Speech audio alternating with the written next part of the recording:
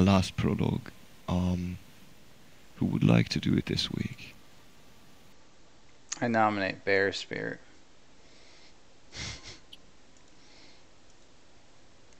Okay, sure. Go ahead, prologue it up. Last week, we meet big old funny play toy bear. Rescued him because he was being tortured by stupid lizard people. And then I rushed forward and struck down all my enemies. And we found some funny mushrooms that make us feel funny. And Magic Man made potion out of it for me. He says it will help me in battle. And then I find other magic talking sword, but sword's not that powerful. But it seems to talk sometimes in my head. And then these snake insect creatures were attacking us.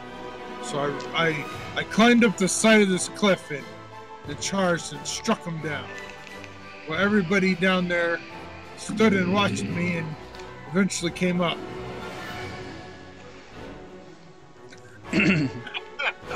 Yeah, perfect. It's basically And let's go with the adventures of Bear Spirit.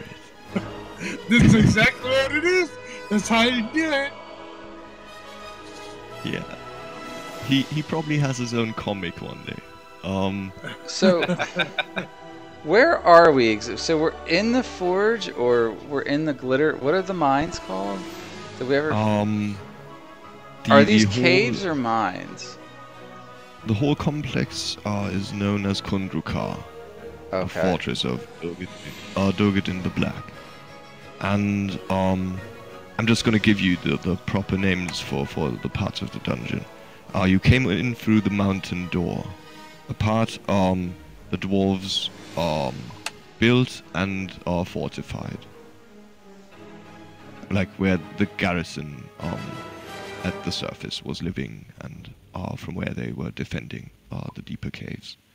The part you're in right now is known as the Glitterheim. It is a series of natural caves which have been modified by the dwarves and used, but were not their primary living or working quarters. The proper forge is probably somewhere deeper into the mountain. So we're looking for an entrance to this place, most likely, is why exactly. And I think to just give you an idea of where you are right now specifically, we best start off with just the flavor text, so you have an idea of what you can do and where you can go. Okay. Let's see. So you have left the Grick lair behind after furious battle with the creatures, and again are standing in the large cavern known as Glitterheim. This great cavern extends almost 200 feet in length. The ceiling glimmers with a faint phosphorescence almost 50 feet overhead, and your torchlight strikes dazzling glints from bright flecks and gleaming stone structures in the distance. Patches of strange fungi dot the floor, including chapped stalks standing as tall as a human and glowing puffballs almost a yard wide. High ledges rise 15 to 20 feet above the floor on the north, south and western walls. Narrow passageways lead off to the north and the south, and a flight of carved stone stairs descends from the western ledge to a path that meanders through the center of the chamber toward a small iron door in the eastern wall. The entire chamber sighs with a soft, cool breeze, rising toward the surface far above. So, to recap, you came in from room 21, and then met the Gricks at one of those ledges which were just mentioned. The others are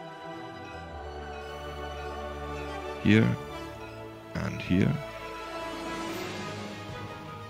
And you can see those are the other passageways? Those are the other ledges. Oh, right. Okay. Passageways we have here. We have an iron door here. Okay. And well, you can't really see that far, but here and here are also staircases carved into the stone, leading upward. Okay. Okay, so last time too we had Scarlet searching the room in 26. Yeah. Did she Yeah, find you anything? found the treasure there. Uh-huh. Okay. Which was 200 copper, 180 silver, and 60 gold pieces. A suit of scale mail and the grisly remains of the poor victims of the Cricks. Mm-hmm. Yeah, I have that already typed in. Sweet. Okay, so what are you going to do? Did we explore this room to the north? Room 26, you said? Yeah, that was the Gricklia. Okay. And we found some armor in there and a couple other things. Right. How? Yeah. Like a couple of gold, copper, and silver pieces, and also that suit of armor, which had nothing special about it. You checked. Right. How high is this cliff that we're up on to the bottom of the camp? 15 to 20 feet. Oh. Well, I still have the rope tied to me, so like, all right, you guys climb down. I'll hold the rope, and I give me this. so they can climb down, and I use my strength to make sure they all get down safely. I go down. Same here. Alright, yeah, you don't need to on the AC. And I tell them, oh, clear away, and I go take a big, huge leap right off the side. And I land on my feet. Like a thundering giant. Yeah. You have the impression that even the cave is shaking. But it might just be the mushroom stalks around you, or the aftermath of the mushroom spores you inhaled earlier. I take the rope and I hand it to Scarlet. You hold it. Foxy, go ahead. And she does. Okay, which of you is holding the torch? How are you bringing light into this cave? I don't think it was me. I believe I did have the torch. I believe Scarlet lit the torch. Me and Scarlet both have torches lit. Yeah. Yeah, pretty much every one of you should start with 10. Probably. Okay. Alright. Oh yeah, I know we all have. Just... So I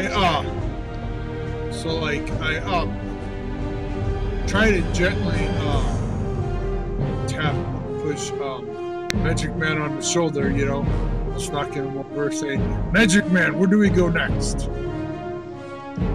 I don't know. Cross this You know river. everything. You know I don't know this place. Why don't you step through river, Bear?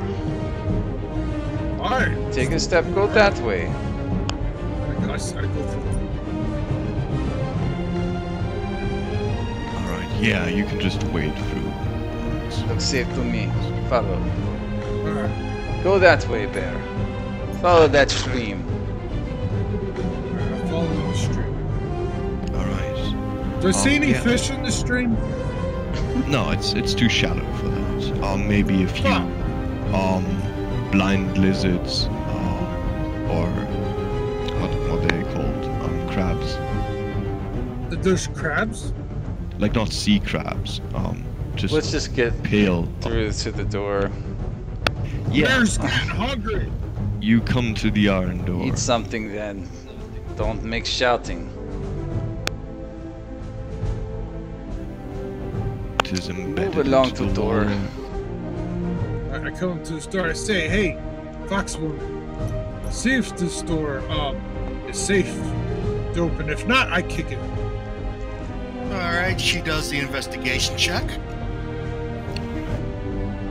She has to get right out. Yeah, I know. I moved her for you. Thank you very much. I've been multitasking. It's okay. Not much. 8. Alright, I have a bit of text for you here. Cut into the cavern walls stands a small but very strong-looking door of iron plate, about 5 feet tall and 4 feet wide. Heavy rivets stud its surface, and a tarnished silver rune, Dogadin's smith mark, gleams on the door's rusted face. Oh, hey, I know that mark. What is it? Yeah, you Tell bear it too. us. That's the mark of Durgadin. I know this place. Then this must be way to forge, yes? That is where we must go. Oh, I don't know. It's been a long time. This door is too Scarlet- small. I have to Scarlet cross- walks back and tells Bear, kick away. I kicked the door open. Alright, give me a strength check. Steel door? You may not be able to do this.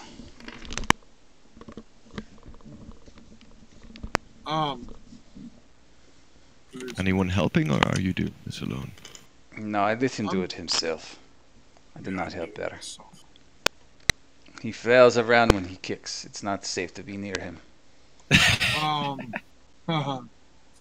Let's see.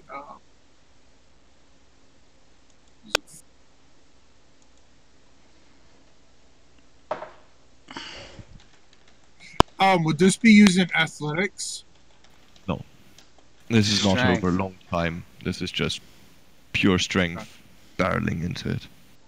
Alright, well, that would be a 12. Far off the mark. Yeah, you go against the door with all the force you possess, but the iron holds fast. You had expected to at least hear a bit of creaking, hear the door weakening from the impact, but there's nothing. You're just thrown back onto your bottom and then sit there in a second of stunned amazement. And Scarlet just plain looks at you. In his head, he hears this voice. Foolish wielder. And You that's don't all talk he to me hears. like that, sword. And then the rest of the party hears. Scarlet, see if you can find lock or keyhole or something. How can we get through? Okay, Scarlet goes over and checks for the keyhole. There is a mechanism. The dwarves probably did something different than normal keys, like they had key crystals or something like that.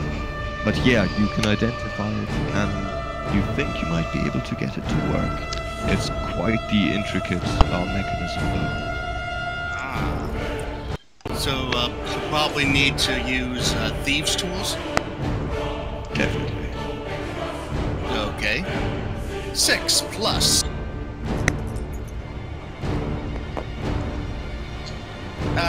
9. 9 total. Great. 9 total.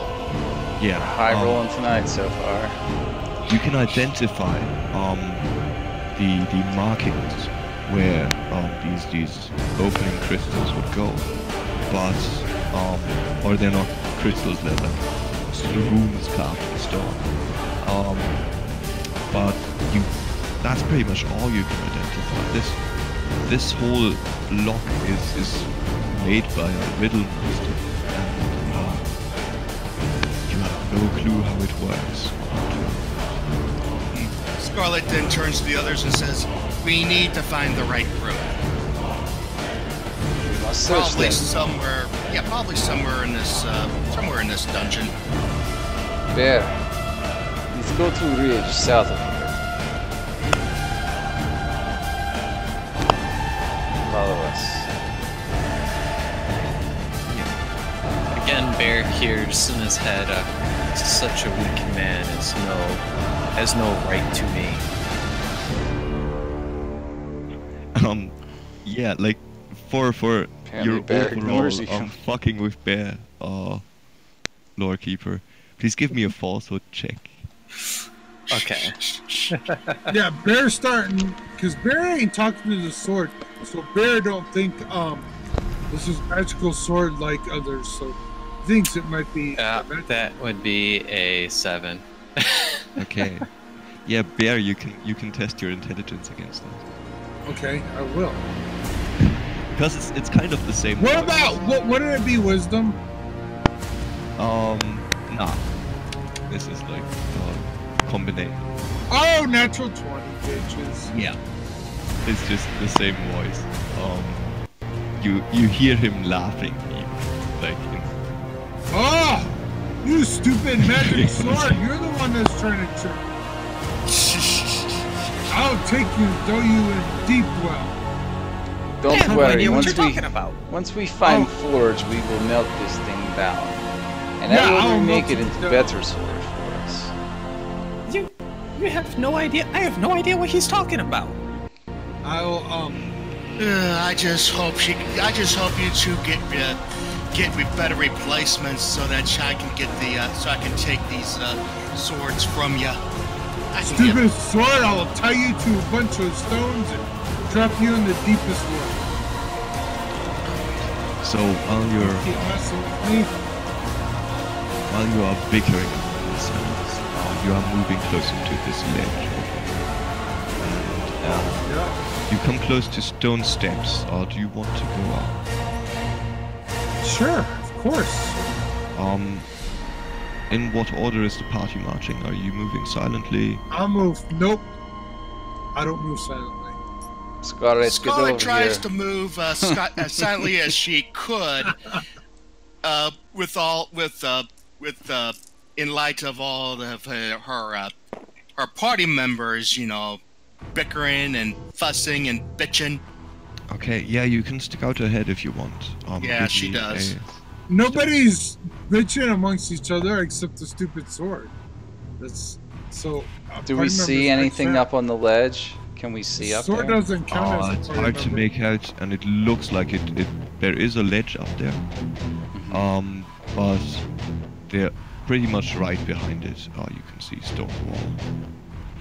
If there's anything lying on the ledge, you would have to climb up. We would have to climb. You want me to climb up the ledge?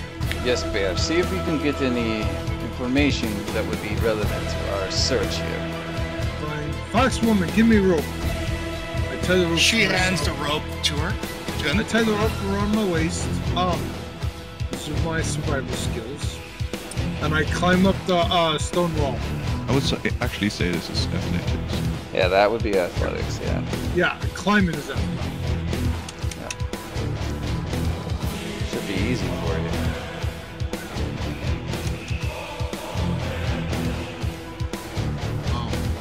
Oh, shit, that's plus 6 to 12, 18. Yeah, you make it up. And you see a slim ledge that extends for a few feet and then drops back down into the main cave. Only a very, very slim ground is fit for walking here, like 5 feet wide. And then the cave walls rise up into the darkness. I fling my torch around, and I follow along the side of the edge, see if there's anything else. Yeah, as I said, it's just a slim ledge. No, even over here? Scarlet, you are standing right in front of it. Yeah, that's just more cave walls. Okay. The stairs are leading up, are what Scarlet is standing in front of. Did you already roll stealth? I'll do that now. And just move yourself freely.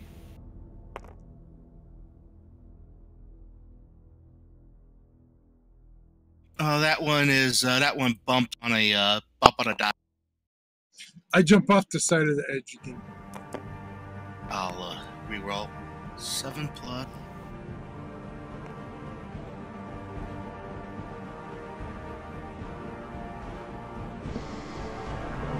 Okay, wait a minute. 7 plus. Let's see here.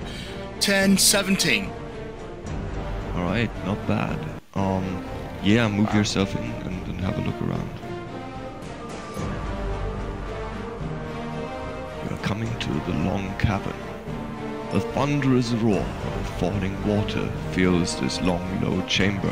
We stay like 20 feet behind. Alright, yeah. Plus the roar of the water would probably disguise the noise you're making. Right. Fills this long, low chamber, and a damp, humid spray makes everything slick and wet. A fast-rushing stream winds through the center of the cavern, emerging from beneath a crude dam or barrier of rock and mud in the western wall. The stream appears into a dark shaft at the cavern's eastern end. A rough, winding path follows the stream toward the east.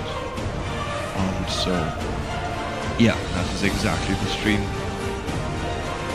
Over here, you have a barricade of sorts. Wood, stone, and other debris are just smashed into an opening to close it up. And then the stream rushes down the cave and into a bottomless pit right over here. You can see there's a small path going along the ledge here, and stairs leading down here toward the east. Scarlet moves up towards this ledge. Oh, I move behind Scarlet, clunking with my heavy armor. Clunk, clunk, clunk. My sword dragging against the bottom of the cabin floor. Must Move teach it, if you brother move, in you such should a move way. everybody. Keep us in formation. Yeah. She keeps as they move up, she fills them in, or as much as she could over the rushing water. What do you see? As she also sees kind of like a little circular room right here. Does it Going- look like way inside? Only one way to find out. Well, move ahead, find out. She does. Yeah, this staircase seems to be leading down to where the sinkhole is falling to, and we Sinkhole. descend deeper. Okay, I'm going to load up a new map. Did he Wait, fall wait, in? wait. Hold on a minute. What just happened? These are stairs, where you can see the sea. Yeah. These are stairs leading down, and the Oh, yeah. sinkhole is here. It opened up and swallowed the stream that was flowing through here. But what is where the sea is at? Like a small The room? sea is a transition to another, so it leads Okay. deeper, like this small path meandering along the stream. Okay, here. well, we haven't But- decided we're yeah. going that way yet, so... Scarlet would say, "We still got a whole lot of floor to explore. We can What mark does it this look- for later." What does it look like there is ahead there? You can see a winding staircase going down into the darkness. So that's a winding staircase. Should See, we- yeah. Dave, before you load maps up, you should tell me, because we may have to save. Yeah, I just saw Point. my You know, no. Like, Yeah. so we could go one way and then have to come back, right? Yeah, It's not and linear. I'm gonna give you guys your time with things like these. But if you want to continue down these stairs, Right. But you're not thinking about in terms of how you have to go about saving these maps, because if we backtrack, then we're not. Everything's going to be reset. You have to reload this map. You know what I mean? yeah.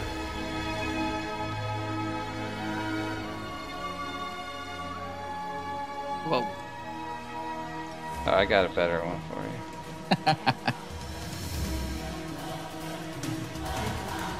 This actually looks like stairs, so we don't forget. Yeah.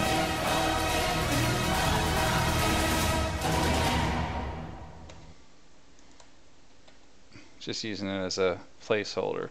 Alright, so winding stairs there and a sinkhole right here. Yeah. Perhaps we should see if there's other ways to go before we head down these stairs. Yeah. What does the group think about this? This is giant dice. Well, I'd like to get out of this cave as soon as possible. No one is asking you, Sword. You Hey, Sword! Look, there's a deep sinkhole. You are not a sentient person, you're a sentient sword. You go where the people go. Now, should we explore more up here, or should we go down? Let's go explore more. I thirst for battle, and I need to find food. I'm hungry. Is there a way through that stream that we can follow? Perhaps we can move rubble away and find a way through.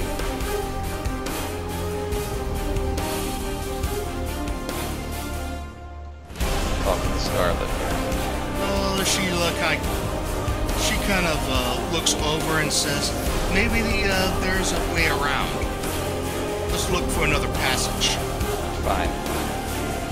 Let's do this then. Find these bears. Both are bears.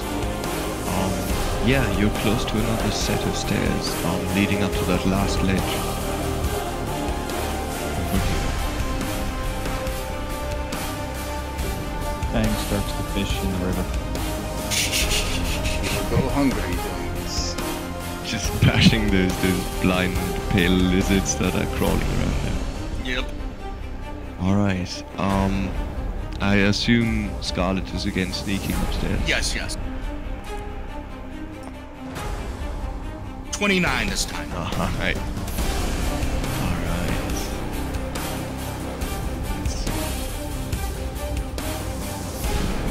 You gaze out into an extremely large cave, faintly lit by natural phosphorescence. It must be 200 or more feet in length and almost half as wide, with the ceiling 50 feet high in places. Bright crystals glimmer softly in the eerie light. Weird, beautiful flows and structures of delicate stone grace the chamber. The western portion of the great cave, where you stand now, is divided from the rest by a steep bluff drop-off 20 feet high. The ceiling here is half the height of the rest of the chamber. A couple of dozen large stone sepulchres line the cavern walls, each painstakingly carved with intricate reliefs and designs. Dwarven runes mark each one. Good news, we found runes. Bad news is that she goes down and says, good news, we got runes. Bad news, they're on coffins. Why is this bad? There must be treasure in these. We should find out. They might also be undead. Ah, this is ludicrous. There are no such things as the undead. At least Bear and I have never seen. We'll loot them and find out. Okay, yeah, as you get closer, you get a better look at the sepulchres. 23 of them stand on this upper ledge of the great cave. Each consists of a stone vault of marble 6 feet long, 4 feet high, and 3 feet wide. The lids are carved in the likeness of grim dwarves in armor.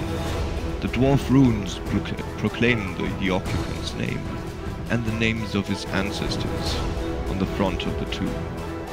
Empty space below the name is reserved to record the dwarf's deeds and the manner of death, left blank on most of the tombs.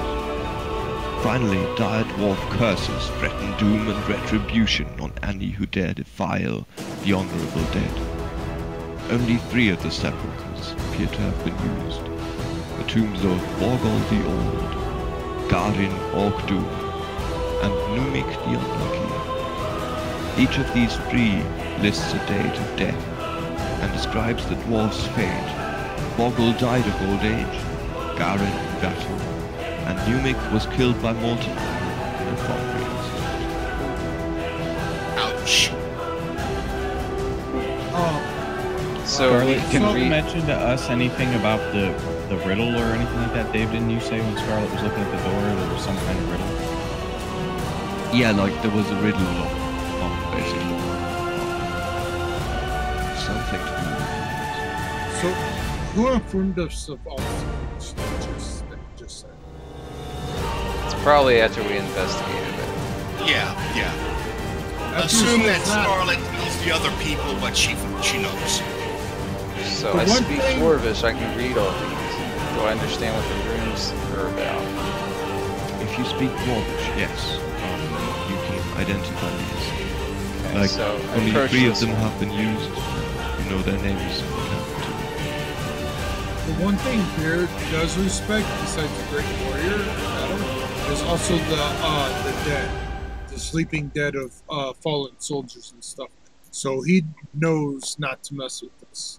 You know, this like goes against his beliefs and stuff like that.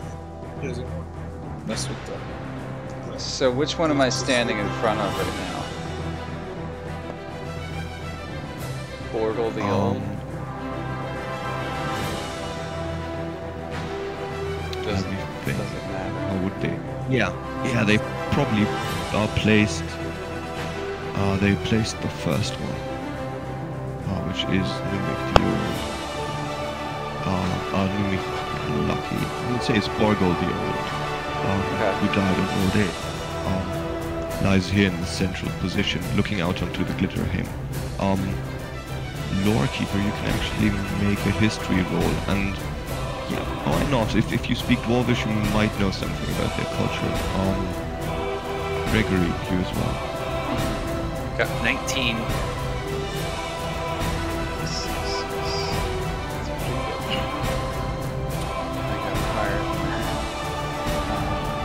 Let's see. History, that puts me at 22 total. I got a 23 as well. Nice. Okay, yeah, so both of you come from different angles at this. Lorekeeper, you remember the name, but you don't remember the dwarf. Numic was dead before you were made. But Durgadon spoke often about him fondly. He had been an old friend, and he loved the Glitterheim, especially. And he was the one who started the burial rites here on this ledge, his favorite place. Gregory, you come from a very different angle of this, but say you have heard the name. This is Borgle, the old one. Borgle the Old was a famous lockmaker among the dwarves of old. This may be interesting. We had to find a way through the door that we found earlier. We may have this key inside. I say we check it out.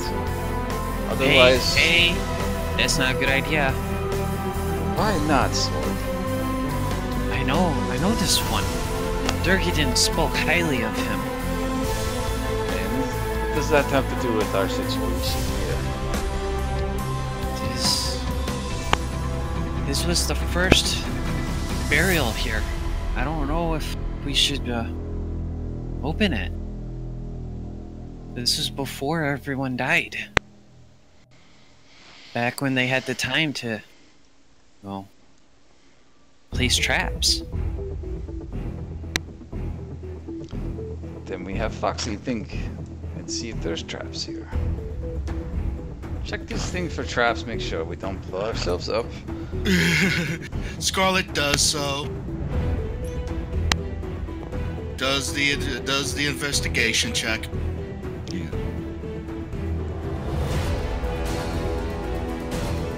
Go ahead. 3 plus.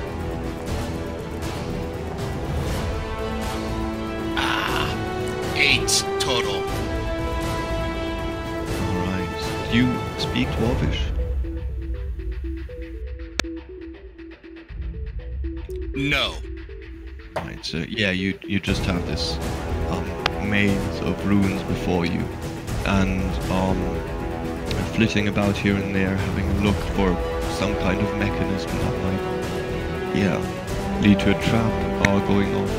But you can't find any of the sort, and you are not as disconcerted as other people, like Lorekeeper or Gregory, about the curses that are being uttered on this wall of stone, which are quite disconcerting. Stuff like, Borgol the Old, wishes you that your feces turn to stone if ever you desecrate my grave, and stuff like that. Yeah, stone in the colon. Scarlet looks over at Gregory and says, "You want to contend with a dwarven curse?" This is Go ridiculous. right ahead. What did you find? A whole bunch of dwarven runes. You can read dwarven. They're not any of my. All right, so I look at the runes and see exactly. I want to try and figure out exactly what it says. Alright. It's basically a slew of curses. So it says here, here lies Borgol the Old. And he's probably he was fond of riddles too. It's kind of his bread and butter. Let's see.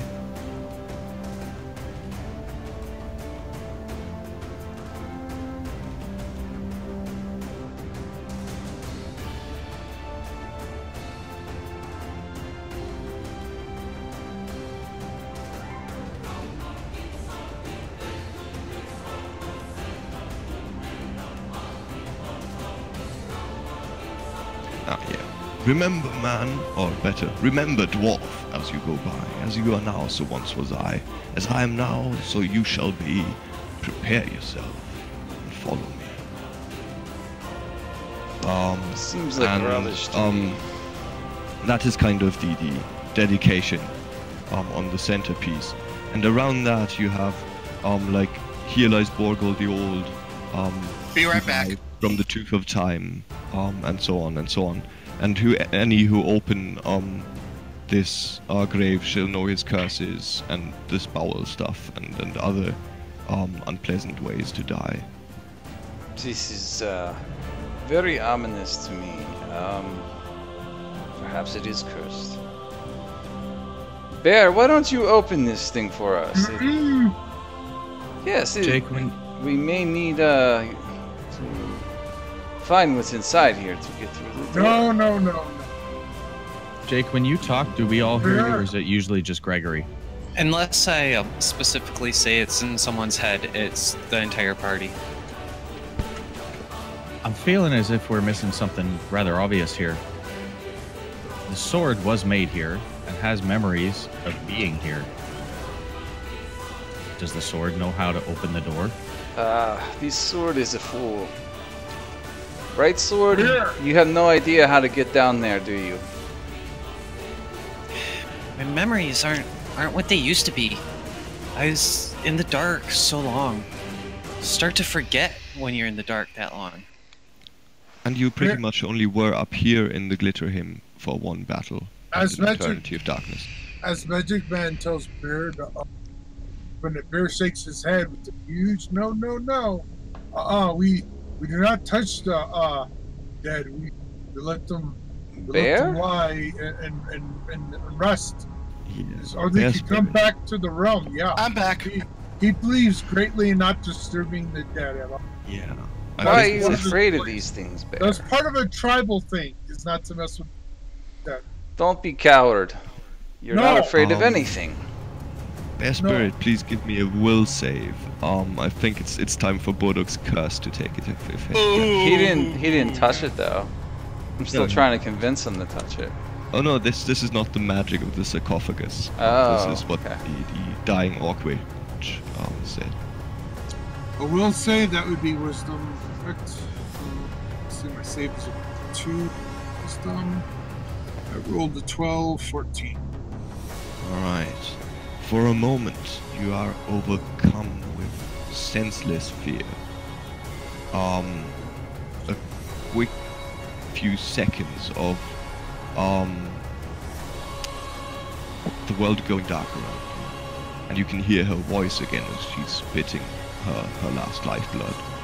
I curse you. You shall know the wrath of Bodok the Witch. You will perish in the darkness. And looking around yourself in panic, you can see your companions in the cave and everything fading away into blackness as you only come close to this. But then you shake it off and you're back to reality. I start swinging my sword around in the air in a big circle around me. It's like, no! Orc woman, Orc magic woman, I killed you! Scarlet ducks! That seems wise. Hey, you fool! You almost hit me! There, smash that open now. I think the orc witch is inside there. No! Tormenting you. Not mess with dead, would these kind of be kind of like, you know, soldiers or warriors? You know that already. Okay, yeah, well, no, absolutely not. Fair Spirit does not, absolutely will not disrupt any grave site, especially those of a soldier. Not disrupt. Dave, is this anything significant that we see in the room? There looks like a skull here, maybe? Oh no, that's just rubble. Okay. But it does, yeah, I can see it too now. Doesn't it kind of like tilted? Yeah, to the kind side? of like the eye party and like a bit of where the nose would have sprouted from and stuff. But no, that's not a skull. That just is very weirdly shaped rubbish. But maybe Gregory is seeing things in the shadows as well, like in these stoned wolves staring at you angrily in full armor from their reliefs. But no, you don't know. You could check for magic. If this thing is cursed, then surely someone did it right, and you know your curses. With Arcana, you can find out. We investigate the room. I'll just cast Detect Magic, I think. That's the easy way, yeah. Yeah. Of course. No, I don't have that. Okay. I'll make an Arcana check then and see if. In fact, can I just Arcana check everything in the room? No, I would say for an Arcana check you would need to be specific. Alright. I'm gonna. So, like, I could do multiple rolls. Yeah, like depending on what you roll, there's a certain amount of information you will get, and you can, for example, say I checked the sarcophagi, I checked the overall room. So I checked the sarcophagi first, actually. Alright. I got a 20, not natural, but 20. Yeah.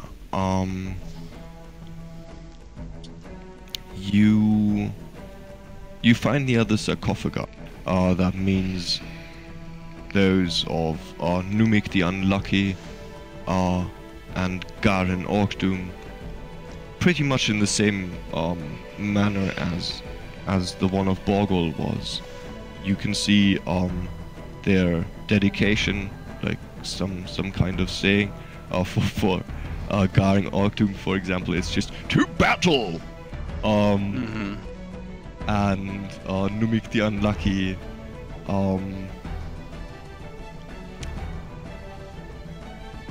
he would have something witty about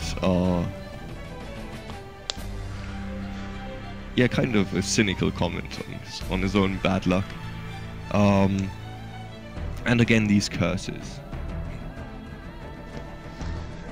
Apparently, these are all yelling, probably telling something like, "What did I do? Piss off Will Reeton?"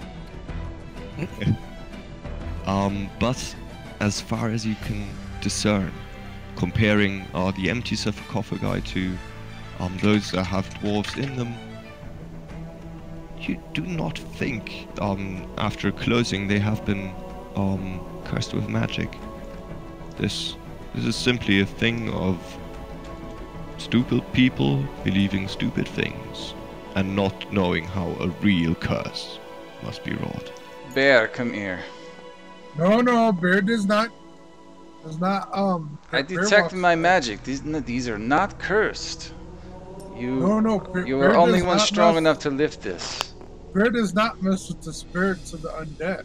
Foxy, you go ahead then. Open one up for us.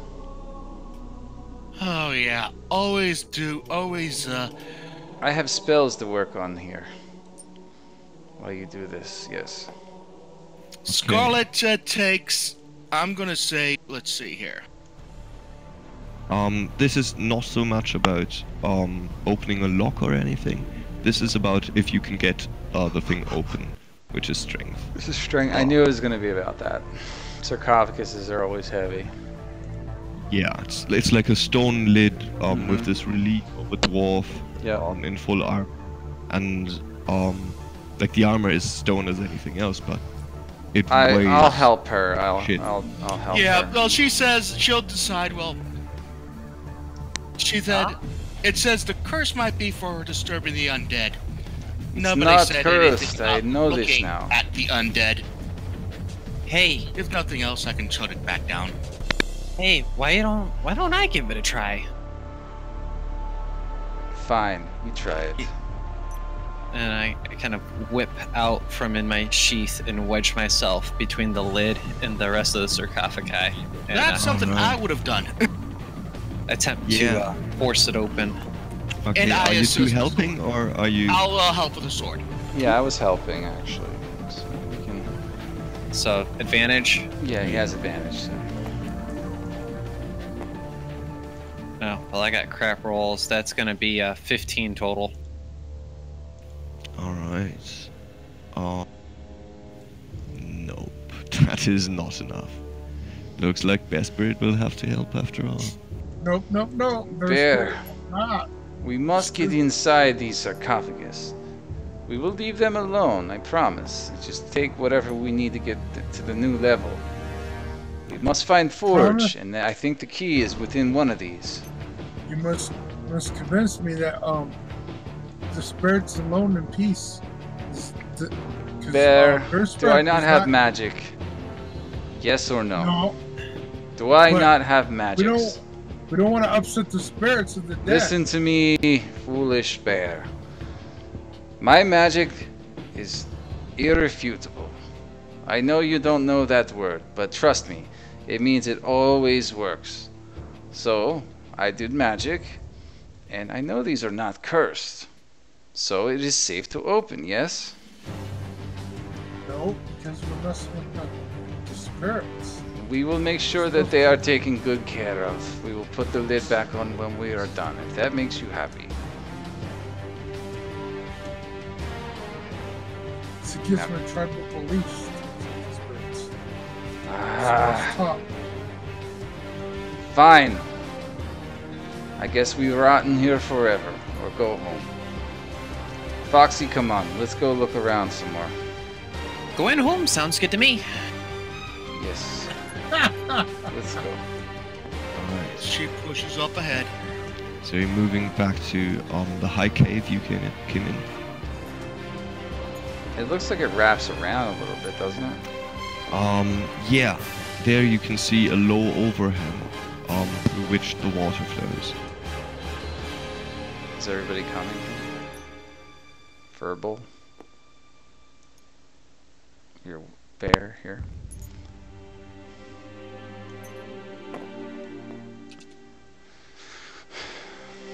do sneaking.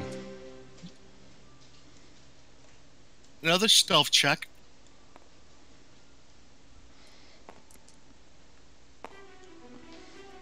$15.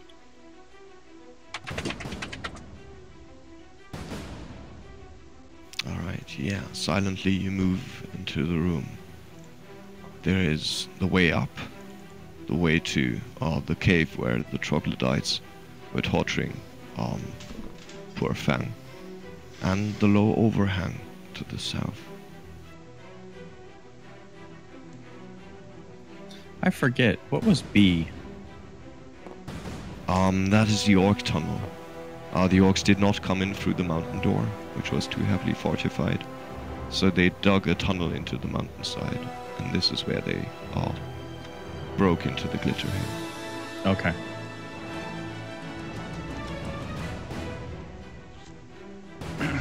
And it Are we leads gonna outside. go through here? So, it seems like there's an area of these caves that has been sealed off. The barricade you saw before, that was not just what the water brought here. And here also you can see a patchwork of sticks and stones and organic material. Kind It's of blockade. still hidden on my screen. Yeah, no, Yeah, he knows. you have to crawl through to know what's behind it. Can I start turning away at the wall? Can I start knocking some of the wall down and stuff like that? You would have to crawl in the water. Like, you can try and mine your way through, but Yeah. that's a lot of work. Yeah, I'm gonna do Scarlet will try to it. go. Don't mind it. We'll try to swim No, underneath. just have her try and get through. See if she can make it through. Well, I was gonna make it so she could get through. No, Yeah, he like you have to just kick said away a either bit or. of barricade, but it still is just an overhang, and not something you can just walk through.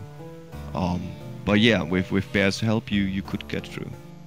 Okay, so let me roll strength. Make sure we could help her. You don't need to roll.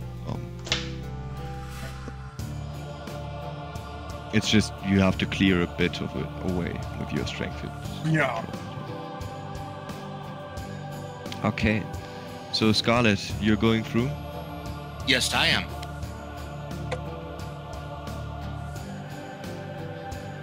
Uh-oh. Yeah. Do you want to do a stealth check? Yes. Because you're just poking out of the water on the other side. 18. Okay. We hear a guttural sound. The hissing language of the troglodyte. Speaking to each other in hushed tones, as if they are waiting for someone. There's two of them in this cave. You don't have light, so you cannot see them, but you can hear them speaking in the darkness. She quickly goes back and tells the others that they got troglodytes on the other side. Then we must go in and kill them, yes? In the dark? God, don't worry. In the dark, We can make light. Follow the sound of their voices in church. I don't like the dark. Am I able to fit through this? Or Yeah, am I after too you big? kicked away a few branches and shit, you can get Yeah. through. Yeah. She says enemies, so I start kicking and digging and stuff out of the way at a faster rate. You know, the rage is starting to build up.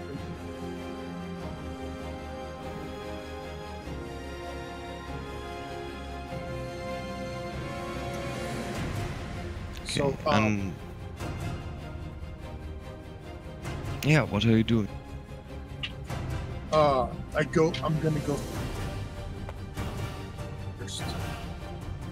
All right. So you break out of the water on the other side. There's no sense in trying to hide properly with you. Oh, no way. I don't hide anyways. Actually, I let out a battle shout.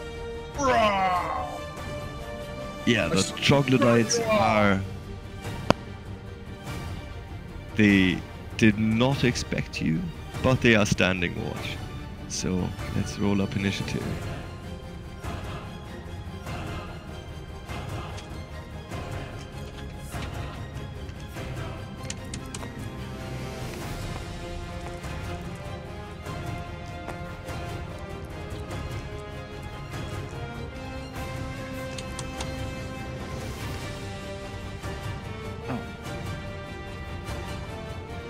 There's my roll.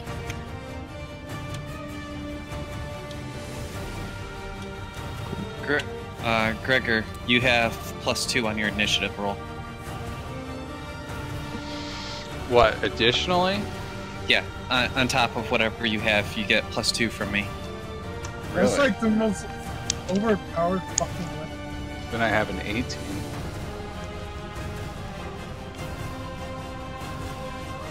Oops. Alright, so I'm out. And I rolled a 4. That's okay. I did worse than you. I rolled a natural 1, which gives me a 3. I rolled a 3, so that gives me a 4. Alright.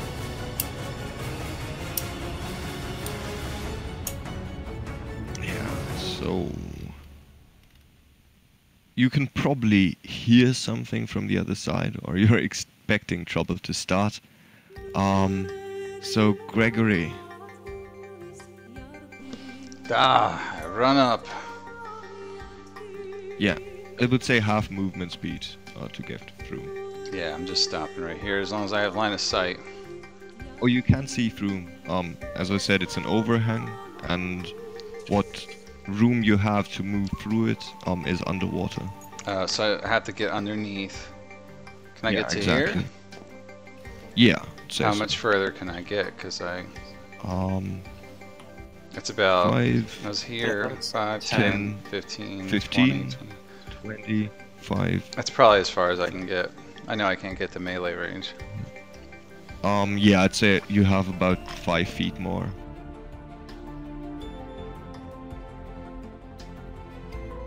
Okay. Yeah, I do you stopped. do anything? I stopped there, and then I already have mage armor up, so. I whip out the lightning sword, or lightning whip, and attack this creature. Alright. There is no light to speak of. No, I'm casting a spell. The problem is, do you have line of sight if you cannot see them? Well, Bear was carrying a torch. I assume as soon as he went under, he had his torch with him. Yeah. Yeah, and it went out underwater. Did it? Did you do a check to see if it did? Because couldn't he keep his head If above? you put a torch underwater, it goes out. Yeah, you gotta go fully submerged to get through the little barricade that they have. Yeah, like that is Alright, why so- they chose it. So light spell might be a good option. Don't Otherwise, have you it. can use an action to light a torch. So, what if I enchant my sword with the green flame blade? Does that give off enough light? Only on hit, right? No, it. Like you hit It- the creature, then the spark. Yeah, flies but off. it's like I empower the sword for a second with that energy.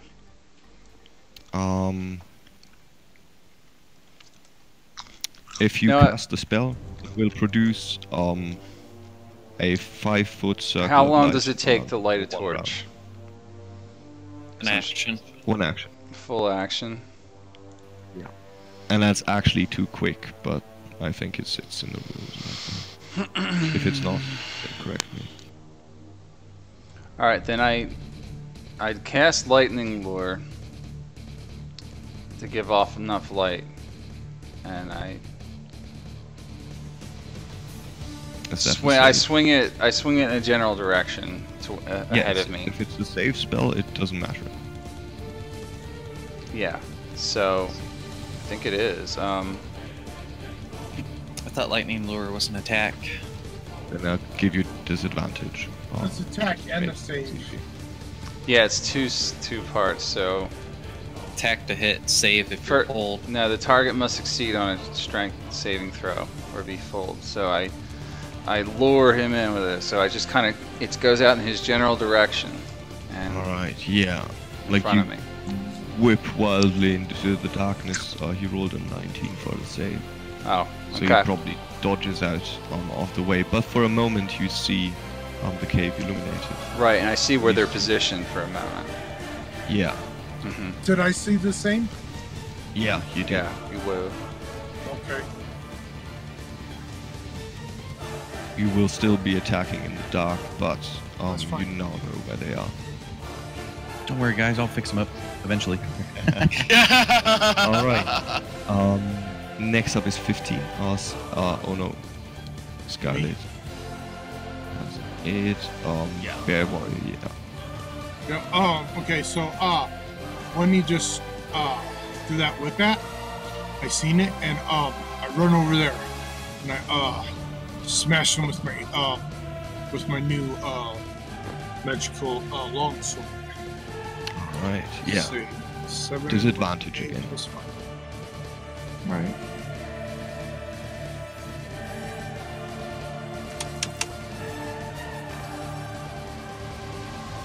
Ha! I rolled a 17 and an 18. Plus All right. 7 to hit. That smells like a hit. Yeah, plus 7 to hit, so yeah. 10 plus 5, okay.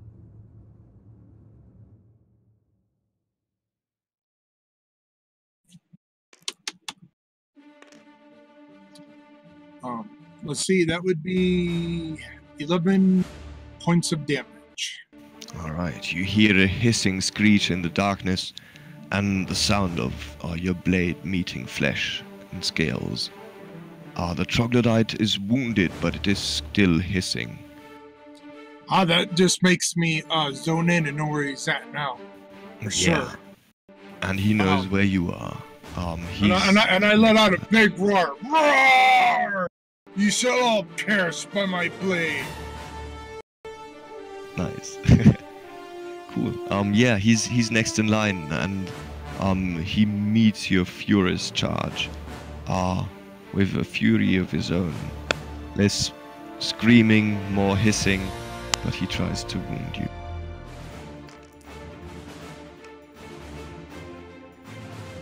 But that does not look good for him. Yeah.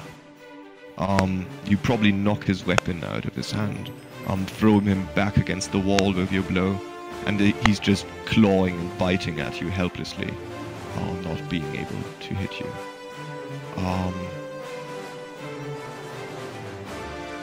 Oh, actually, that was number 2.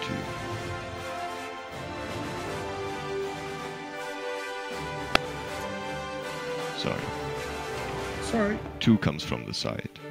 Yep. But again, not able to hit you. Okay. Then we move on. Scarlet. Queen of the Slow People. Yes, I know. She rolled low on initiative. Well, she kind of like moved. She'll do another move around. Probably gets only to here because she has to get underneath the thing again for a third time. Yeah, it costs 10 feet of move, basically. Difficult terrain. Difficult terrain. So I got some more. Yeah. Probably got some more movement. You can definitely get behind this guy. Okay, then I'll use my rapier with advantage. Do you have dark vision? Unfortunately, no. So regular attack then.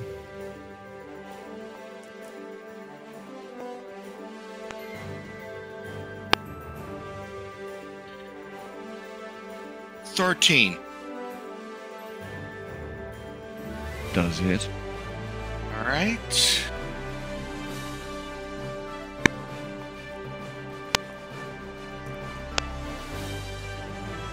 With the sneak attack.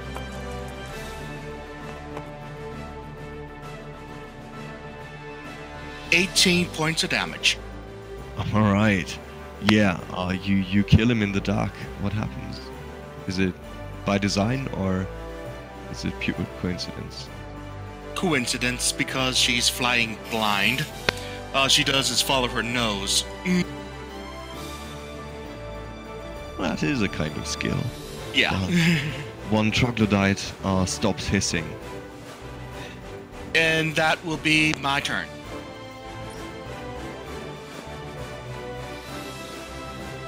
Be right back. Moving on, Lorekeeper. In the darkness again.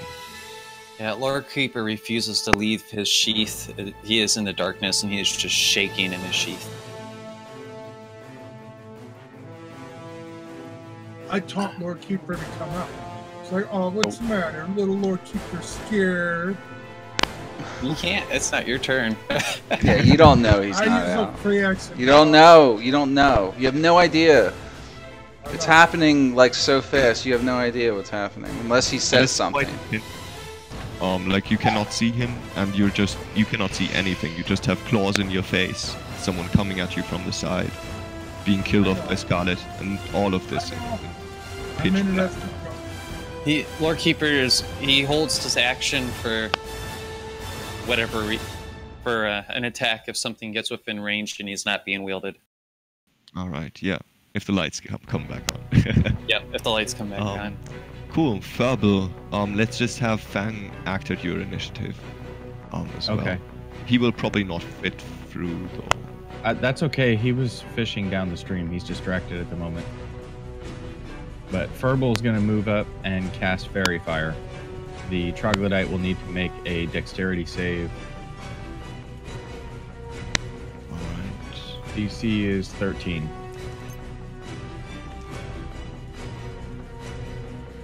Which he does not make. So what happens? Okay, so he's going to be outlined in Fairy Fire and shed light in about a 10-foot radius. Ah, there he is. Now kill him.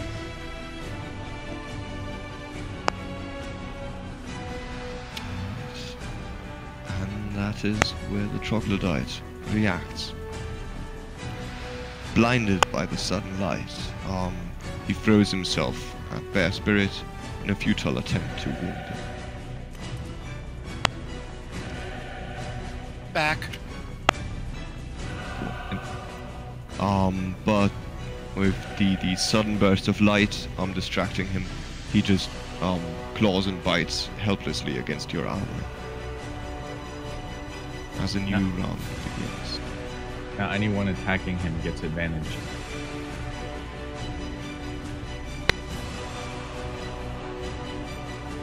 Alright, Gregory. Yes,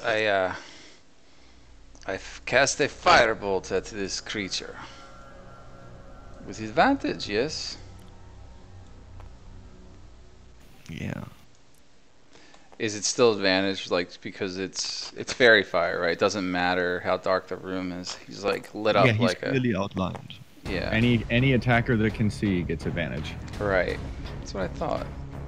So I got a an 18 to hit on that, and then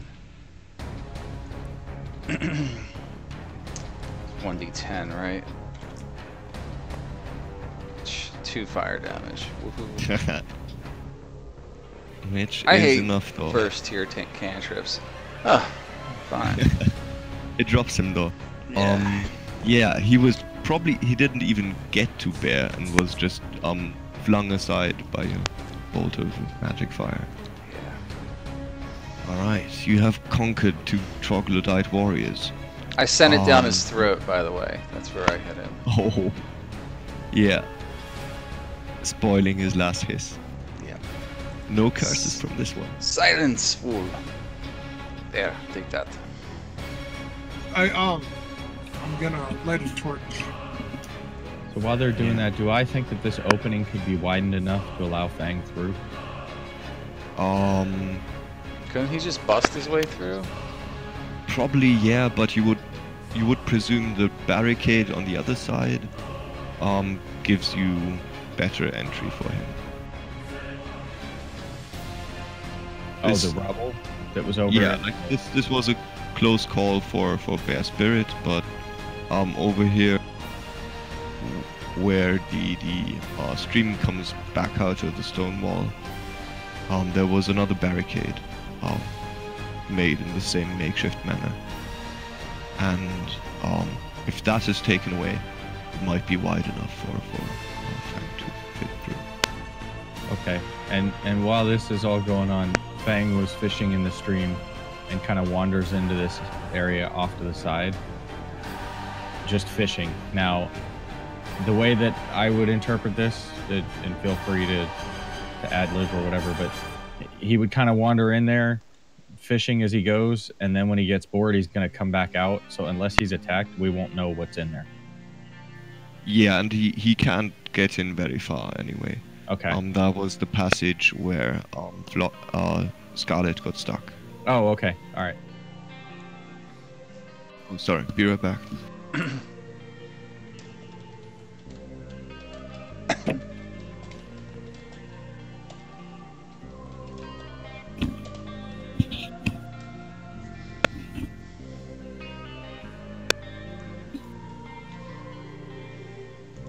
Do we have light yet?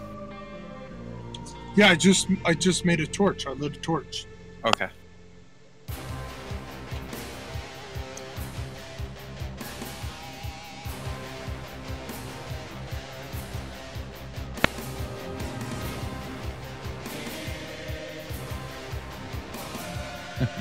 Fairy fire only lasts for a minute. I was going to say, we could cut off the head of the troglodyte and carry that around for a little bit. Let us press on. Let's see if there's anything useful in this room, yes?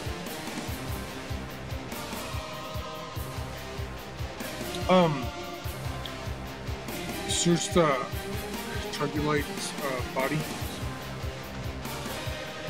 Okay, I'm back. Oh, sorry about that. Okay, what were you discussing about? Searching the room. So you find a long drawn-out cabin. The troglodytes, let's see about treasure.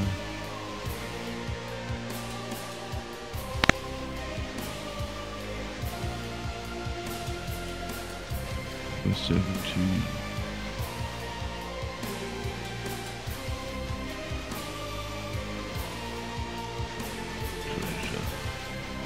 You find the grisly trophies decorating this room, representing about 2 or 3 weeks of carnivorous feasts for the troglodyte tribe. The troglodytes like to let their meat age before eating. So you actually stumbled upon the place where they store the things and people they eat. And among them, you might find something that is worthwhile. Do you want to go through the cruelly savaged corpses of animals and sentient beings? Yes, bear, dig through these things, please.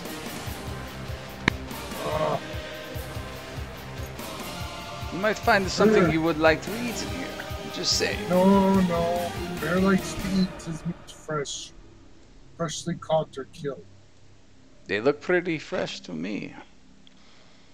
Yeah, the stench in here though is like they're in different stages of decay. Like you'd only Search the bodies. Search them anyway. Search around the room. Maybe these troglodytes took key to door. Since you refuse to go into the sarcophagi, we must search everywhere else. Okay. Oh yeah. Let me give you a quick breakdown of what you find in this room. So among the corpses, there's nothing worth noting. Just a lot of stomach-wrenching cruelty. So you find a makeshift troglodyte door over here, leading deeper into the hovel. And also you can see that over here you have a ledge beyond a small pool of water that leads into another cave. And this is probably where you get close to the room with the dwarven sarcophagi. Yes, this must be other way in over here. But perhaps we should check behind door, yes? Scarlet. See if door is safe to go through. Okay. Investigation check.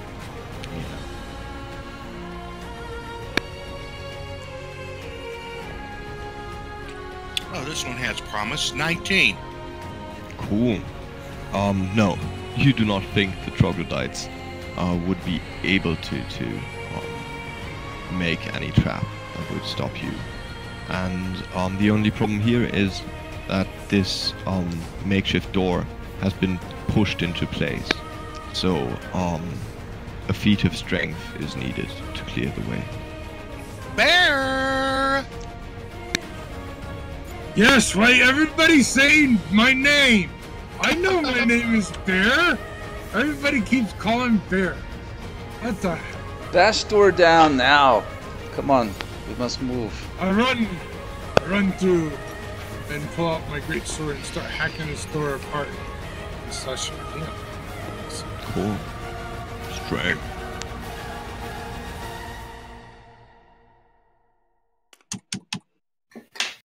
Still shaking in his scabbard, Lord Keeper says to Gregor, well, let's not do that again. I really don't like the dark.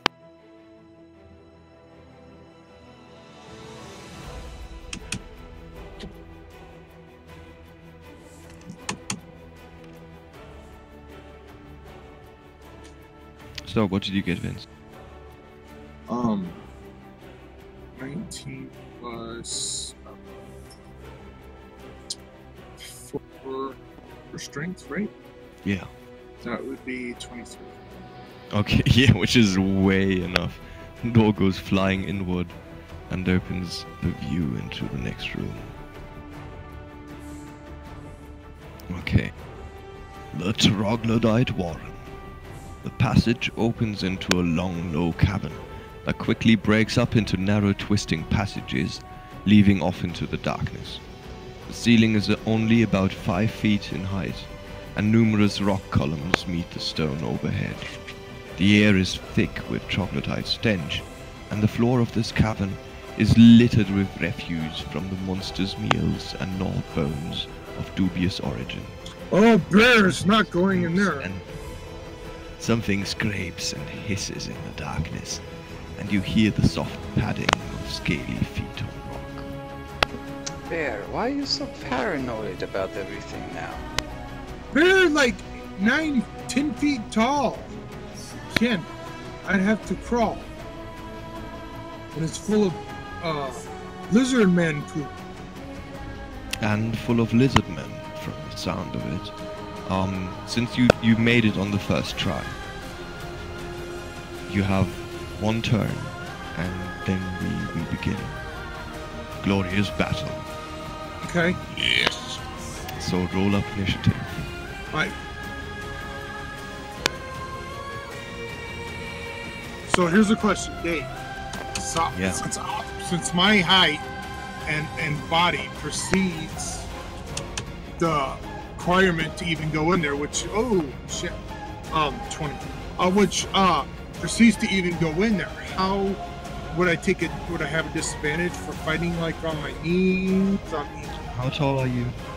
I'm like 9-10 feet tall. I'm a Goliath.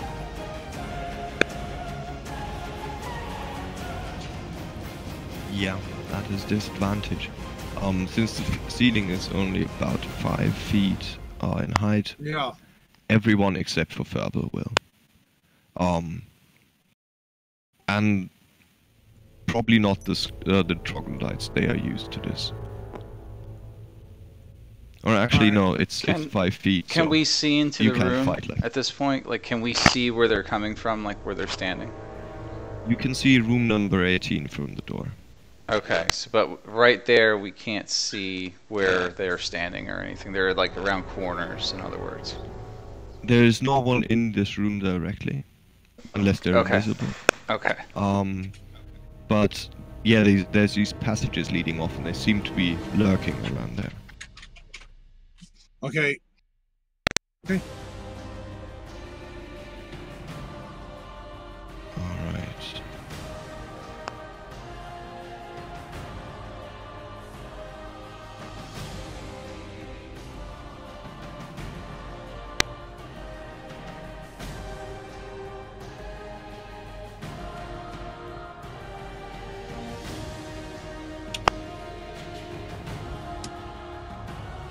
So,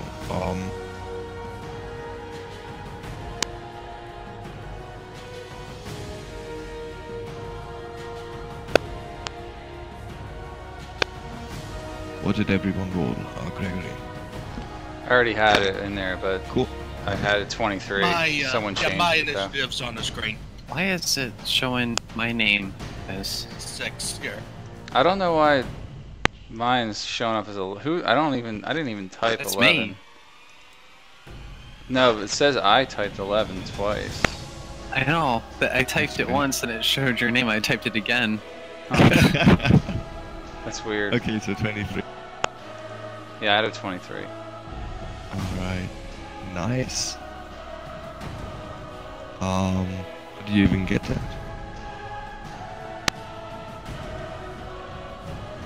What? What's your dex?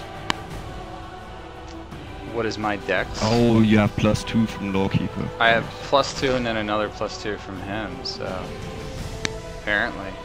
Nice. I rolled a 19, so then I added that. Yeah, Scarlet, not the fastest one today. Yeah. Let's see. So She's Lawkeeper hesitating. is 11. Could just Mike, could you just give me 3d20?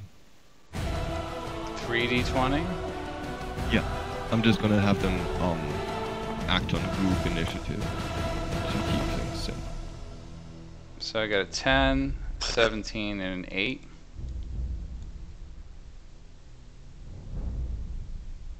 Alright. Cool. Yeah, you're first by far. You can hear them scurrying in the darkness. I move up, and I am going to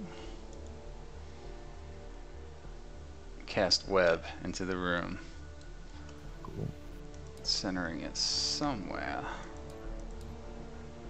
I think it's 20 foot radius or 10 foot radius. Yeah. I think So, it 20 might feet be across. Yeah. 20 foot cube, yeah. So I'm gonna center it right here, and then it's gonna be basically like everything here. Yeah, like 20-foot cube is a cube with the sides being 10 foot long, right? Yeah, so give or take, it's like, Yeah. you know, it's gonna not go around corners too much, but it's gonna spread out to that far. Yeah, you pretty much got the center of the room covered. Yeah. I web the room. Okay. You see it going, guys. Any bonus actions, movement? No, I stay here, wait for targets. My next action. Cool. Yeah, Bear Spirit, you're next. When he cast web, was there any troglodytes seem captured in there? There don't seem to be any troglodytes in the room you can see right now, but you can hear them off to the sides. Okay. As a free action, I'm going to pull out a javelin and stand there with the torch, seeing if I see any eyes glowing torchlight or anything like that. Cool. And I'm gonna hold my action. If I see a troglodyte, I'm gonna throw my javelin. Alright, yeah. Let's see. Fergal, you first. Okay. How deep is this pool in front of me? Over there. Let's see.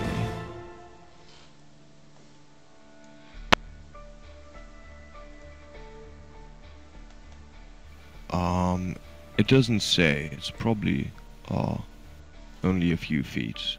Even you could wade through, and you're drenched anyway. Okay. I'm gonna move through to the other side and get up on the ledge. Alright, yeah. Give me a perception check.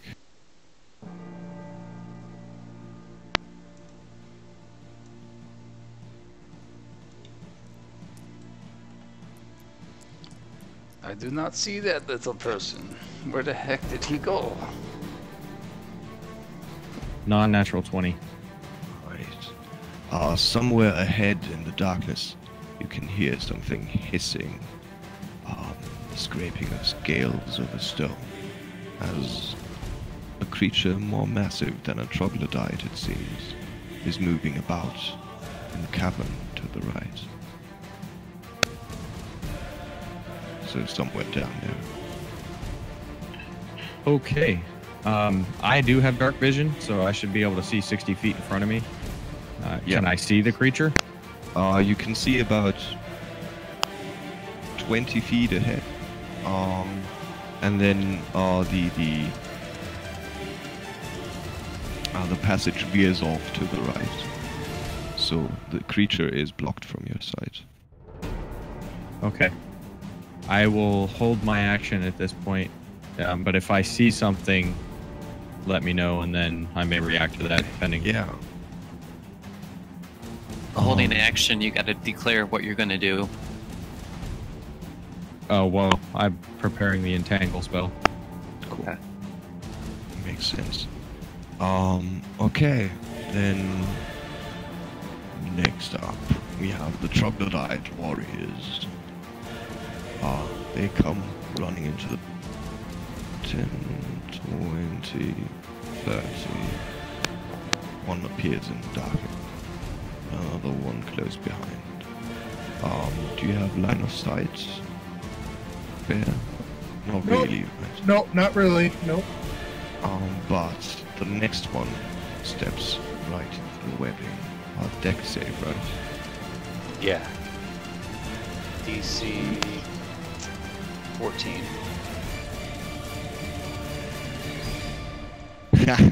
He rolled a 4, so he doesn't make it. He probably doesn't really see it until it's too late.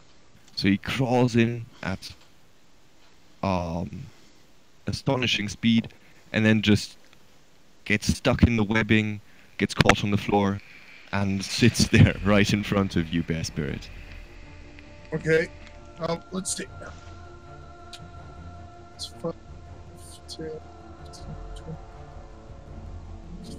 Do you think I can't see the line? Do you think he's 30 feet from me? Oh yeah, that's about 30 feet. Okay. I'm gonna use my action and throw a jump, which only has a range of 3. Cool. Go ahead.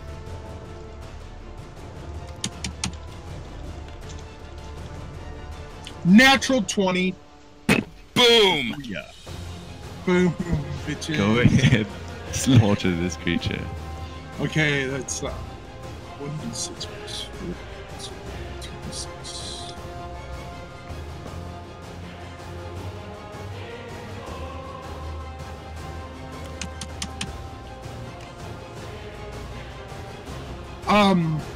For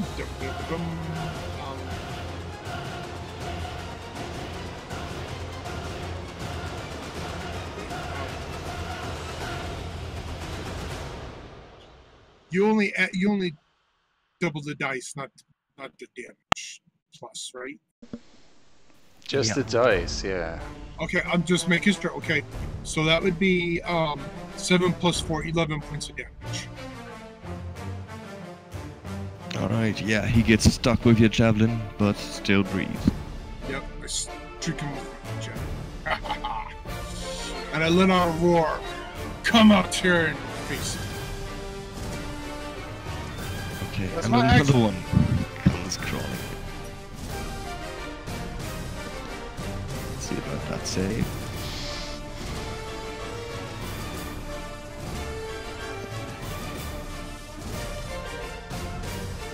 He doesn't make it. He gets stuck next to his companion. Okay, so that was 17. Next up, Lore Keeper. Alright, who's got the light? Bear has a torch. He has a Yeah. torch. Alright. Yeah, I have a torch. The Lord Keeper slides out of his scabbard and takes up. And He can just leave me now? are you holding him? Not necessarily. I was If casting you didn't want spells. this, you could use a reaction to try and grapple him. But No, yeah, it's he fine. can I just hover want to know and how it hover. works. Well, I just Sometimes slide I out of my plan my scabbard and attacks. hover in front of him within arm's reach to hold an action. Anything that's within range, he'll automatically attack it. He'll attack it. You might as well just go in there. You can't get restrained. You hover. I can't, but I'm waiting for now. Okay. No, I'm flying. He says to Gregor, shall I? Go kill them, yes. Alright. Actually, in this case, you're not really a creature. But 5-foot high ceiling, 20-foot cube means everything there is webbed. No, Flying doesn't no. Hold on, Make a difference. let me make It doesn't say anything of stepping into it. It does. Well, here's the Each thing. creature that starts its turn in the webs. or Actually, that the depths enters have a depth of 5 feet. Actually, so he's right. So it's almost from floor to ceiling. Yeah, and it's anchored like between floor and ceiling here. In So this I'm case, just it would gonna be. hover Yeah. right there in front of him. Yeah. Okay. Yeah, because you would see that it's everywhere. Yeah. Yeah. And I just did these 2 troglodytes before you, but they made the movement, not much else. So let's move on to the females, which you can just hear hissing in the background. Cool. Let's see about our female, Scarlet. All right. She moves up so that she'll have line of sight on Troglodyte Warrior 3 and shoots a crossbow bolt. Alright. Does she though? Because there's like a jutting rock area there. I don't think she has line of sight. I just guesstimated her location. She's Right, but like. well, It's up to maybe Dave, she it's up got to Dave. maybe she has a line of sight to 4. Like, here's what I'm saying now. Like, here's Yeah, here's where the rock juts out. Yeah. So it's kind of hard. Do Oh, okay. you see what I'm saying? I'd say Alright, then. you can, if Bear Spirit can hit R4, so can you. Okay. If you move Alright, past then. him, so Yeah. definitely get a shot at him. Yeah, Bear. She kind of like does her usual stick and move. Attack. Attack them. Ooh, 25. hits. Okay. Do I or don't I have sneak attack? Probably not. You do. He's paralyzed, right? Okay, now so she does. Ah, he's restrained, but yeah, you do.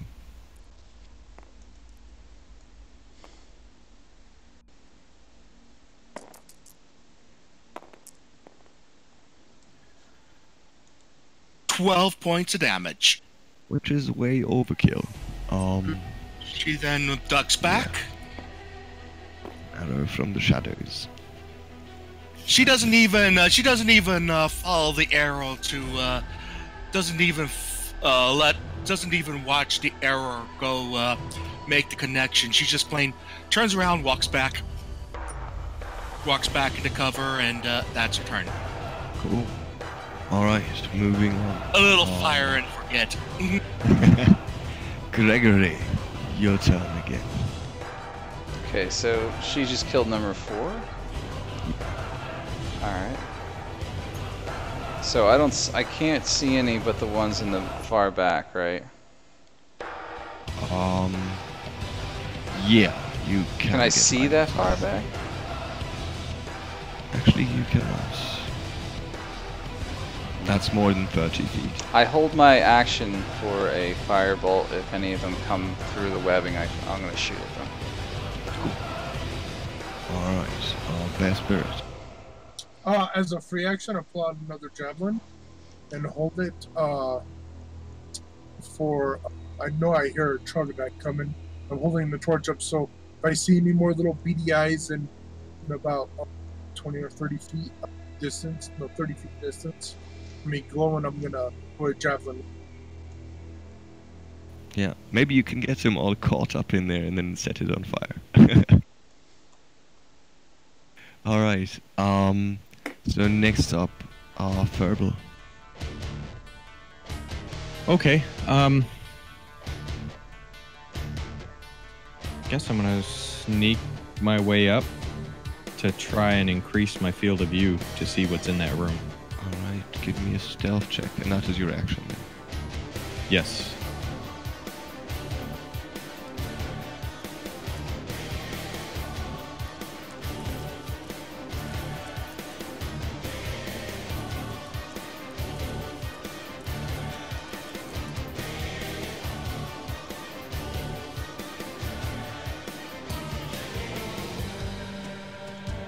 Uh, 13 is my best roll. Alright.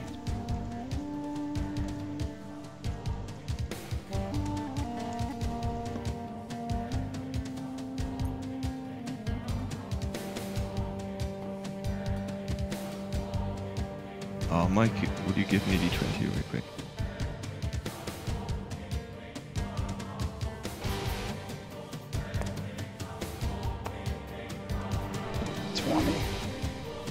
Natural 20.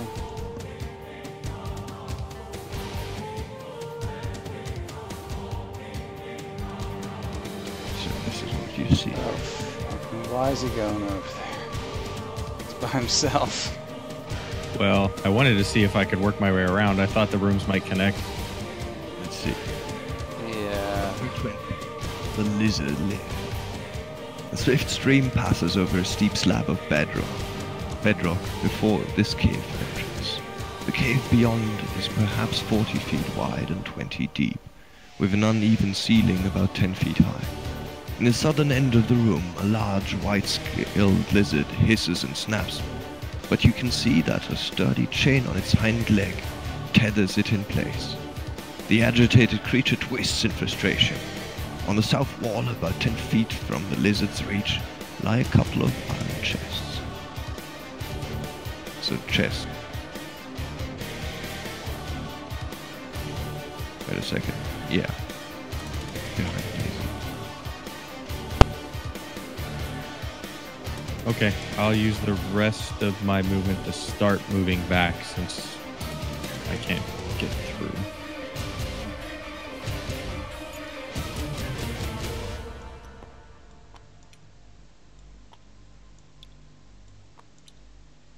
Alright. So, next up will be the Troglodyte Warriors. The one that is left will try and make a save.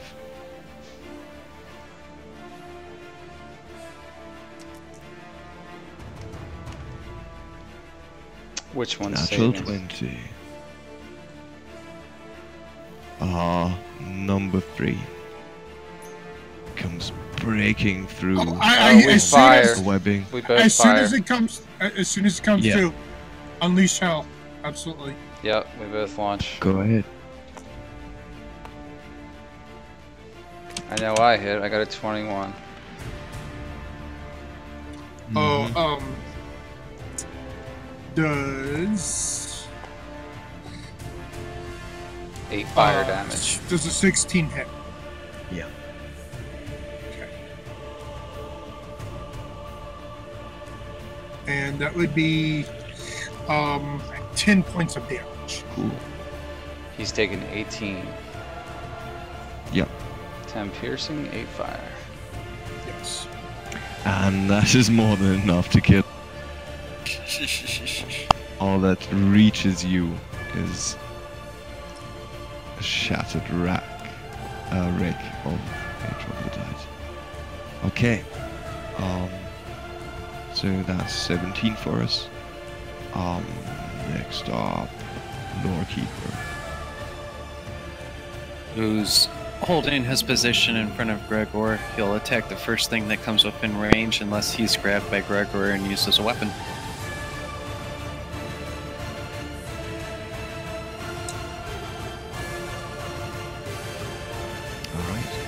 Alright. The troglodytes, contrary to the warriors you met before, these appear to be unarmed. But, in their frenzied state, they rush toward you, to kill the intruder. First save is a nat 20. Second is a 17.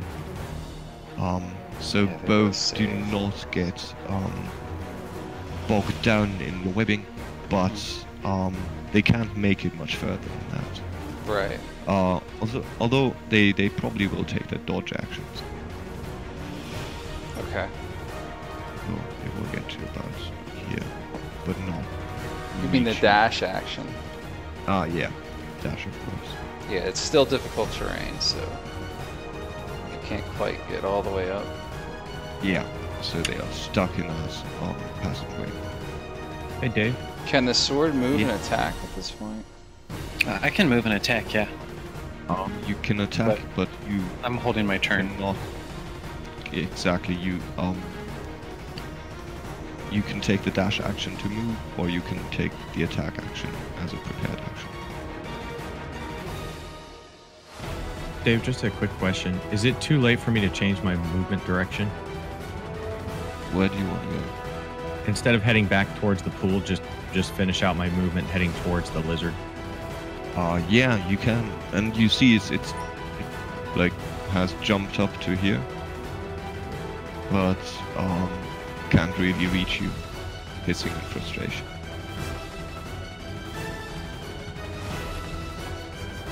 Yeah, that's as far as I'll get. That's it. All right. Then next up, we just did 11 and 10, and Scarlet. Oh, the troglodyte females. One of them is probably poking out her head to see what's happening. Ah. But then she got troglodyte 1 and 2 right up ahead. Yeah, you hear To, a furious hiss. Yep. She's going to fade back behind Bear because I know that he's going to come and charge and attack troglodyte 1 with another bolt. Go for it.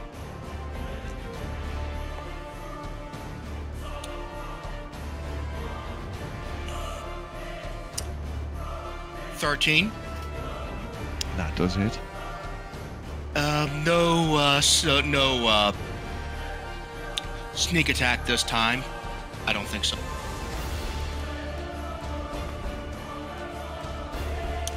Six points of damage.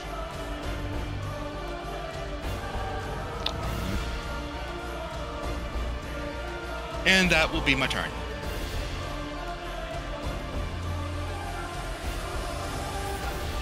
Cool.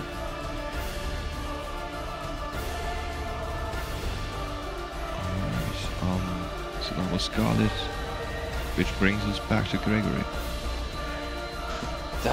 We must kill all these creatures.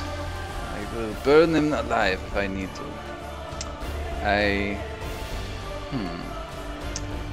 Let's see here. flip through my spellbook really quickly. And I look for the opportune spell to cast them. Suddenly, they hear a loud ringing noise in their ears. The two troglodytes, and they must make a save, I think. Constitution save. I'm shattering them from the inside out. Both of them are going to be affected. Nice. I don't think I've. First one is. First one's what? Second and 4. Oh, they both don't make it. Okay. So they both take 3d8. 3d8? Wow, what's the best? Yeah, it's a level 2 spell. So they each take 13 damage. Describe your powerful magic as you like. I see internal organs busting out of their chest and ears come bleeding and guts go flying everywhere. Very good. Very, very good. Duh. Yeah, you're eating through these. Alright, still the fight is raging on. The females in the back do not seem to have made up their mind yet whether they want to attack. But Bear Spirit, what will you do?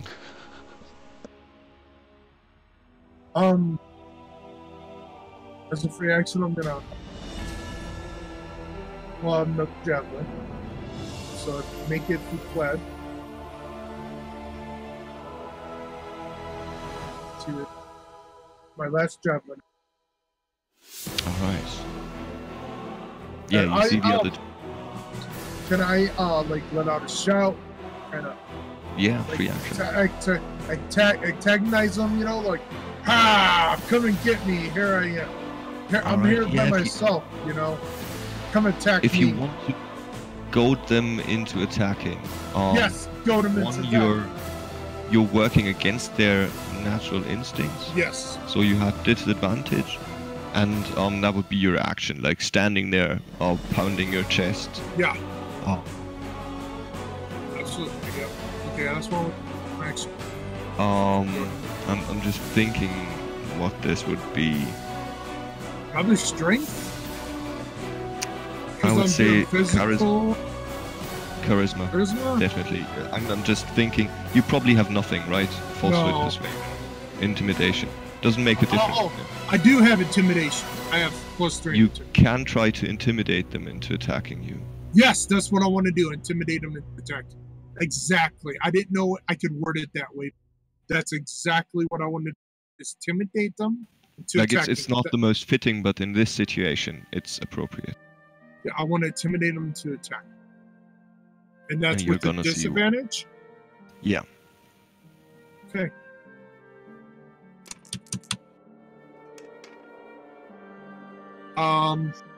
Lowest is a 6 plus 3 to intimidate, so that would be a 9. Nope. You can see she turns back around and starts scurrying off into the darkness again. But you saw she would have, or her hissing sounded quite furious at the sight of her dead mates here, and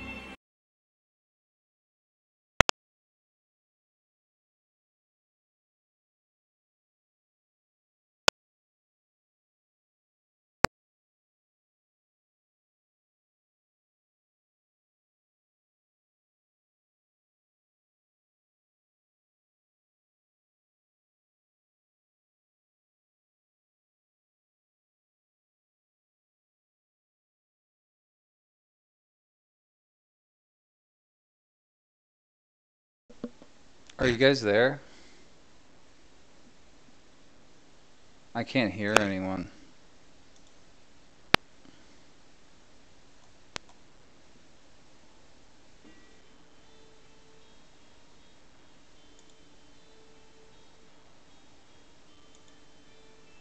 Probably gonna be right There back. we go.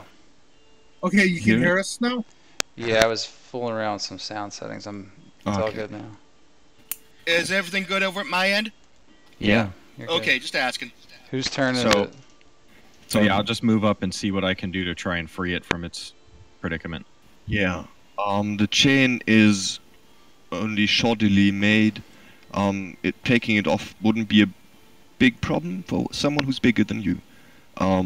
For you, it's quite difficult to grasp around the neck of the creature. So you can use an action with a strength check to try, and yeah, get this chain off of the subterranean lizard. Okay, I'll have to wait to do that till next round then. Yeah. Also, I would say this replaces your animal friendship for Fang for the time being. He's still your friend, but as long as the subterranean lizard is hanging around with you guys, he doesn't like the smell. Okay. So he went up to the lizard and made friends with it? He cast Yeah. animal friendship, Oh. and he hasn't attacked it yet, so that way he gives the animal. Yeah. So. Now all that's left to do is free it and bring it back and send it into the tunnel. Yeah, that's definitely a possibility here. Okay. Ta-da-da. Lorekeeper. Your turn. Okay. Lord Keeper looks to Gregor and says, break the spell. I'll clear them out. And then, No, wait for them to come our way. and then he just hovers where he's at. Then same thing, holding his action to attack the first thing that gets within reach. We have no idea how many are back there now. Let them filter through. Okay. The troglodyte female, you can see, as I said, turns her back and scurries back into the cave. From where you hear agitated hissing. Scarlet. Okay, she doesn't see any of the bad guys coming, so she'll just plain ready in action. Crossbow bolt at whoever gets into her line of sight. Alright, yeah, aiming down that passageway. Right. Cool. Which brings us to the next round. Gregory, do you hold on to your magics and wait? I do. I hold a firebolt ready to go. If I see enemy, I shoot at him. Cool. Bear Spirit. Yes, I'm holding my last javelin in my hand, and the torch in the other, and I'm waiting. Yeah, just Or staring to into the the- darkness, waiting for any Yep. kind of movement. Yep, absolutely. Cool. I'm sorry, Yeah. guys. I covered my mouth. That's alright. Verbal. Time Yes. for you. And actually, oh yeah, how much strength do you have? That would be a strength of 11. Okay, so you're an average strength person, which means you can take the chain off Okay. using your action. Okay, so then I'll take it off and then coax the lizard into taking me. Like I'll ride the lizard and have him take me back to where the others are at. Yeah, move the lizard to where it will go. I don't know Let what me its see. movement is. I'll have it take the Let me dash action. Yeah, it can. Oh no, it can't. It has to take the dash action. Since its turn already has happened. let's just assume it has a 40 foot movement, right? And I'll bring the thing.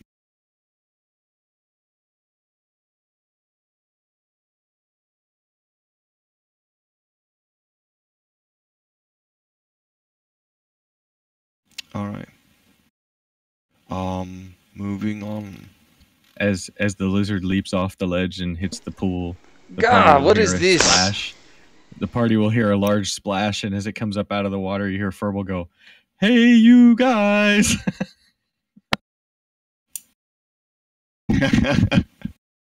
Yeah. Ah! I spin around, start to jab. So, good thing Furble called out because he's hard to spot on this ginormous beast. I would have charged. And I just give him a look like what that crazy great looking creature riding big lizard. I made a new friend. We can see that.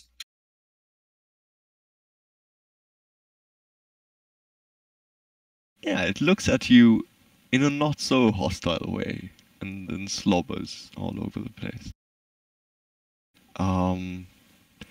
Alright. So next up, Lore Keeper. At this point, Lord Keither returns to his sheath on Gregory. Not seeing a need to be out. Cool. And that's the end of his turn. Alright.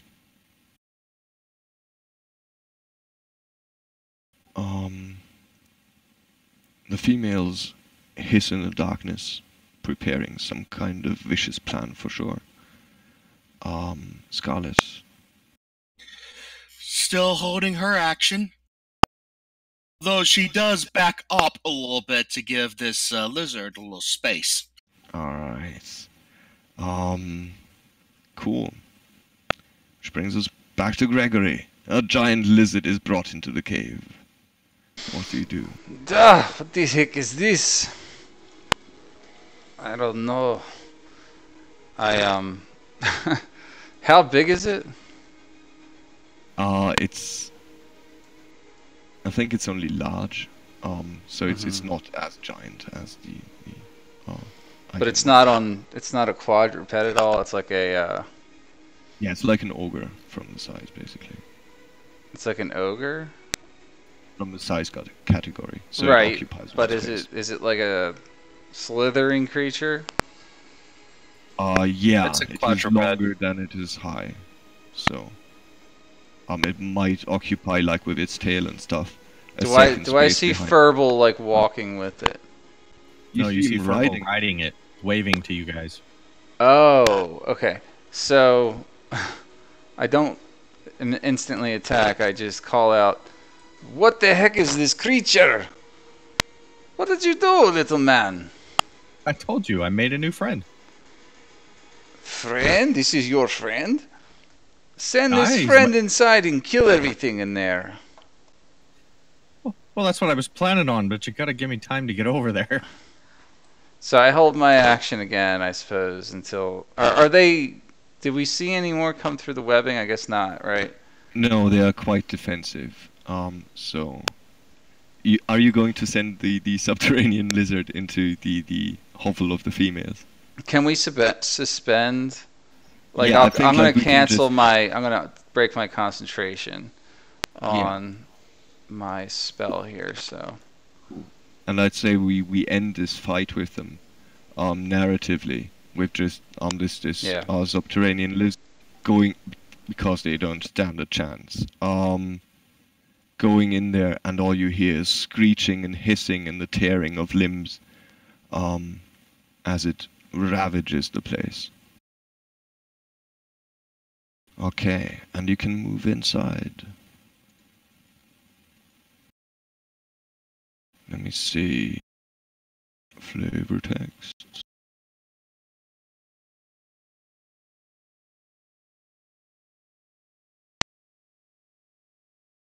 to those.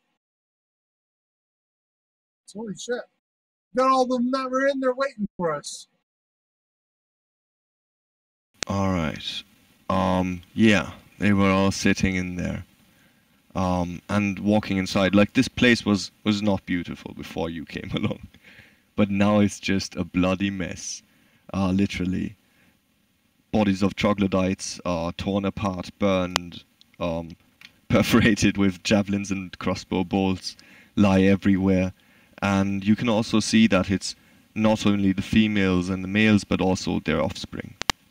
There must be dozens of hatchlings scurrying all over the place, and the subterranean lizard is taking great delight in hunting them down and gobbling them up. Unless you want to stop it. Well, that's one way to clear out a nest. Definitely. Seeing how these creatures had treated his beloved Fang and chained up this lizard, he figures they all got what they're have what they're coming to him, so he's good. Okay. Yeah. So you find the living quarters of the troglodytes here.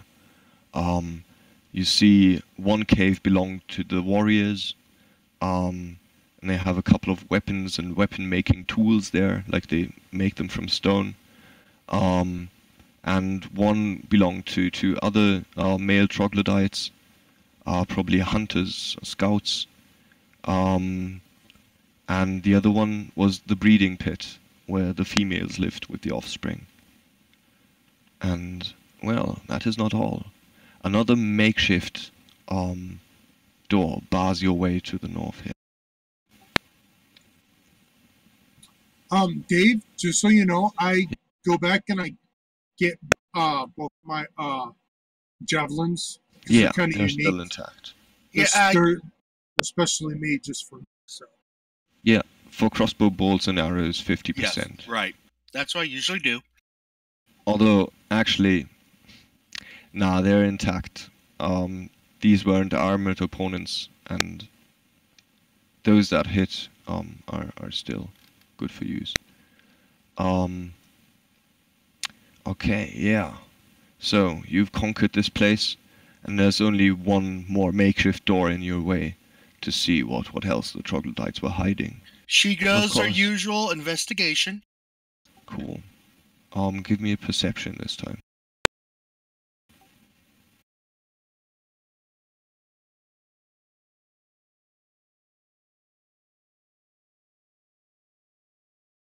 $15. Alright, yeah, you have a look around, but most of the stuff you find you do not have much use for, unless you're into flintstone arrow tips, or spear tips.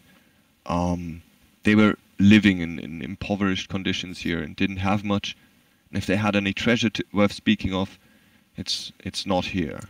Is there any any tips that you can put on top of a crossbow bolt for later? If you are a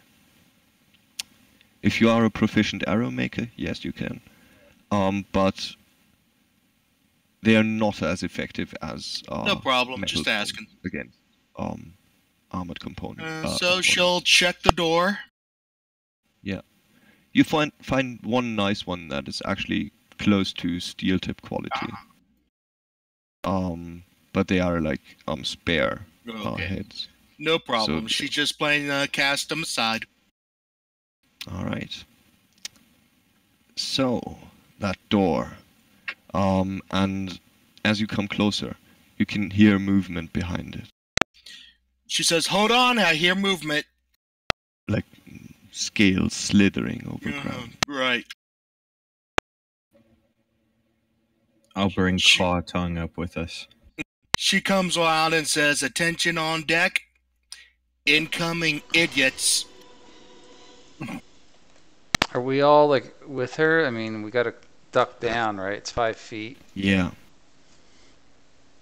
Yeah. So those other The ones are just ceiling hanging is out in there. raised- They're not coming near us at all. They're dead. Oh, they are. Yeah, the lizard took. The subterranean lizard just ate them all. and their devoured them. offspring. Like, I- not even ate them, just in a frenzied rage, came in and destroyed. So I'm crawling around on my hands and knees. This shit's just a fury. Bear, So step back. pissed off. Let's let the lizard go in. I'm so pissed off. Whatever I come across, I'm just gonna rip their head off with my bare fucking hands and like consider that's off. Alright. By the way, for the subterranean lizard, Verbal, just use the giant lizard stats. Gotcha. Do you have them at hand, or do you need it? Yeah, no, I was actually looking it up while we were doing the other stuff, so I've got it now. Sweet. So, what do? Do you break in? Huxley, open the door or I'd break it. She opens the door.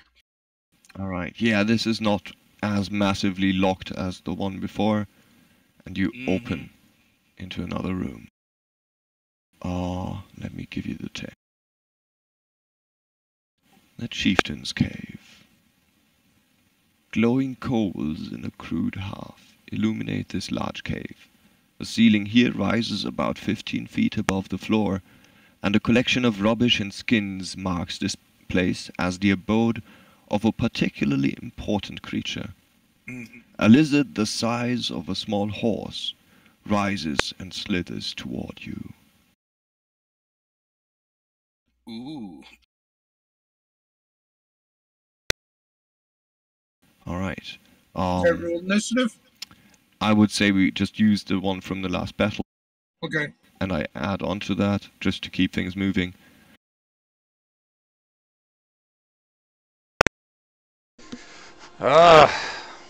Now we got ourselves into greater trouble. More lizards! Battle of the Lizards! Okay.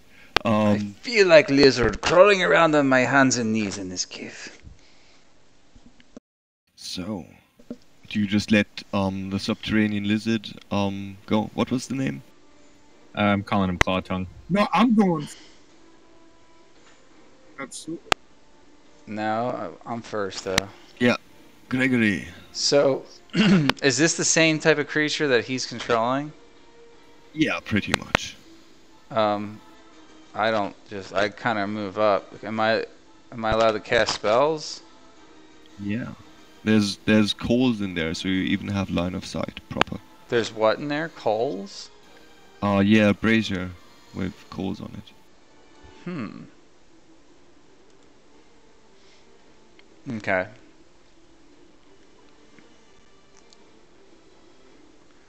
So I'm just gonna, blast down the hall with firebolt, I guess. Go for it. I'm assuming we're gonna want to kill this one, so he can't make friends with all of them. So that is a 24 to hit for 10 damage, Yeah. 10 fire, max damage.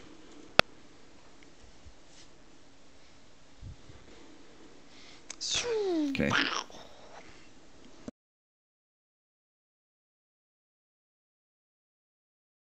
Lizard still stands, but has been severely wounded. Okay, next up, Bear Spirits. Alright, let's see, I charge third, 8, it's 5,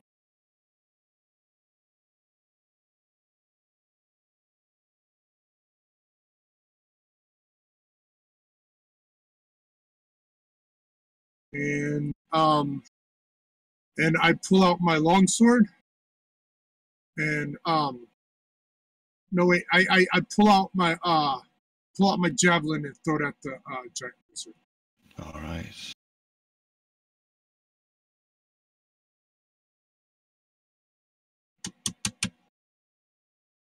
does 20, non-natural. Yeah.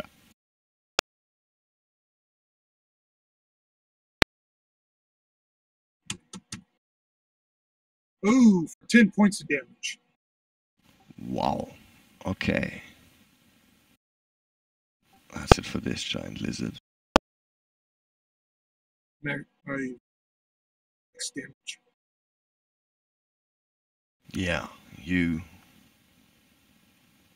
stick it good with your javelin, and it goes down, bleeding and hissing its last. Yeah, I suppose. Let's end this round, actually. What are the others doing? Ooh. She would. Scarlet just plain step to one side, allow Bear have his little fun. Okay, yeah, place yourself on the map.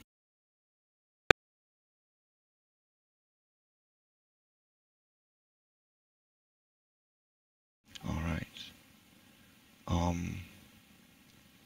Verbal, Claw Tongue. Have we actually seen a lizard folk yet that looks like it could be the leader? Not really. There was a particularly strong warrior in the first cave. But they looked indistinct, and this place says the leader looked a bit different than the others. Like, here's what you could say are kind of riches for troglodytes. You'd had expected more from the chieftain's cabin. Okay. I'm gonna bring Clawtongue back to the hatchery area and tell him that he should make this his home, his nest. Alright, yeah, he's delighted. He likes it here. Bloods and corpses and everything good. Okay, and that brings us to 15. Scarlet, you're just scurrying up a bit in that hallway there. Yeah. See Bear Spirit just got the creature. Yep, definitely. And then behind Bear, you seem to see movement. It's kind of like seeing it out of the corner of your eye, even though you're looking directly at it. Scarlet calls out, "Bear behind you!" And you see a strong and brawny lizard man with a spear and shield in hand. I use my reaction. Appearing behind. Yeah. Can I use my Turn reaction? around. Turn around. Face him. Okay. Scarlet comes over, charges and attacks with her too. You with did her. not have. Your initiative 6, Scarlet. Oh. Yeah. Oh. Carry on. No worries.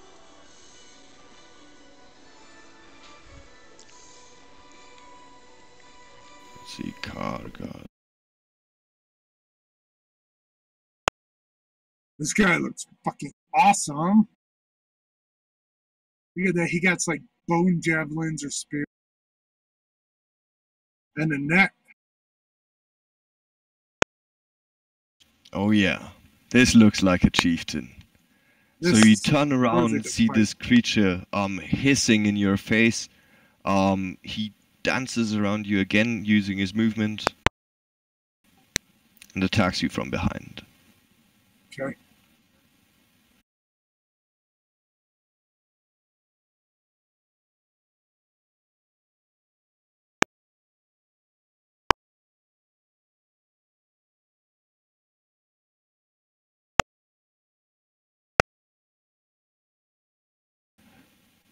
But both his strikes go against your armor without effect. Cool. Next up, Lorekeeper. Lorekeeper's just staying in his scabbard unless he's drawn. You know you can always fly out. Yeah, I know. I'm being lazy.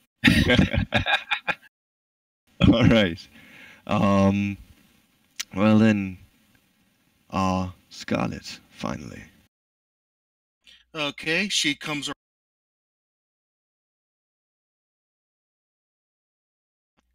around to flanking range and starts. I'm going to say she does her 2 attacks. All right, he turns to meet you. But it just still does advantage.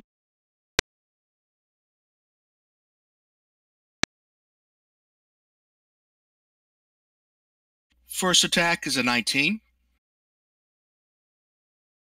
How do you get advantage on these? Oh, my bad. I'll re-roll for standard. Yep.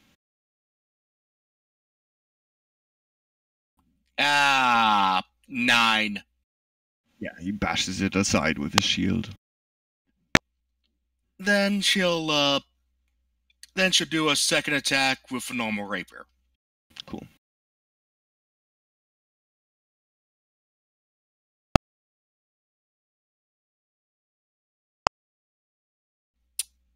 Uh, 21. That does it.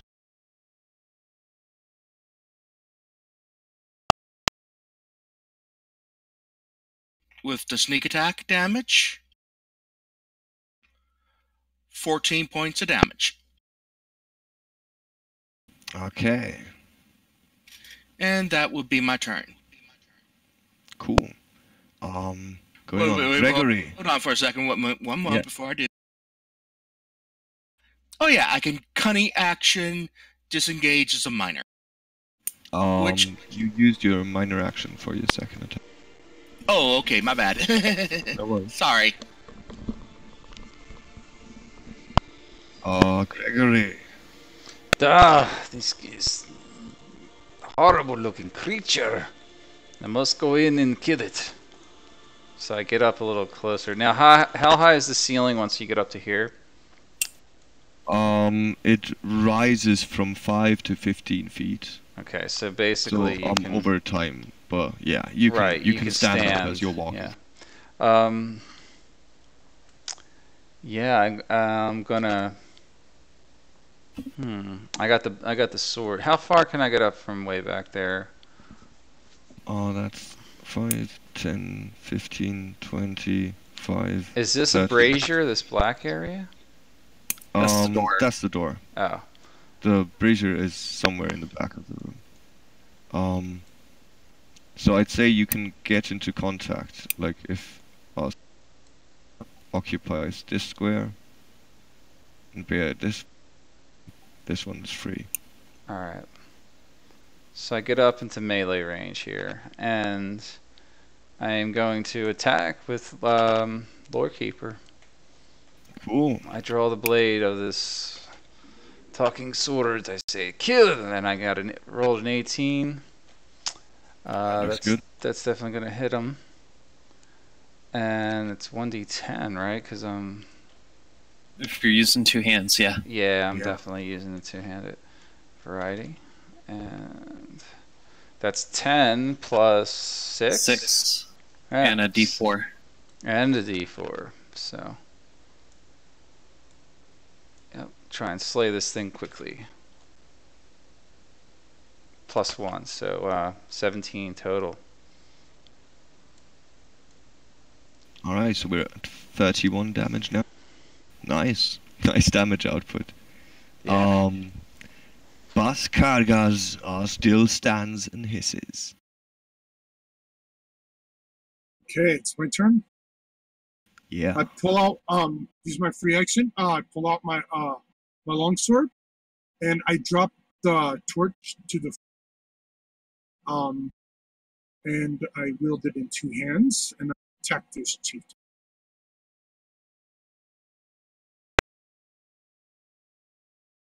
Yeah, go ahead.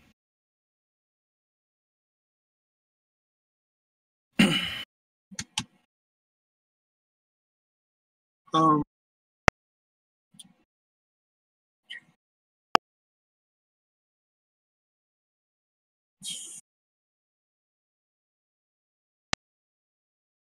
To hit is 15. yeah, that's an 18 plus 7. Alright, yeah, you're 10 points over what you need. Okay.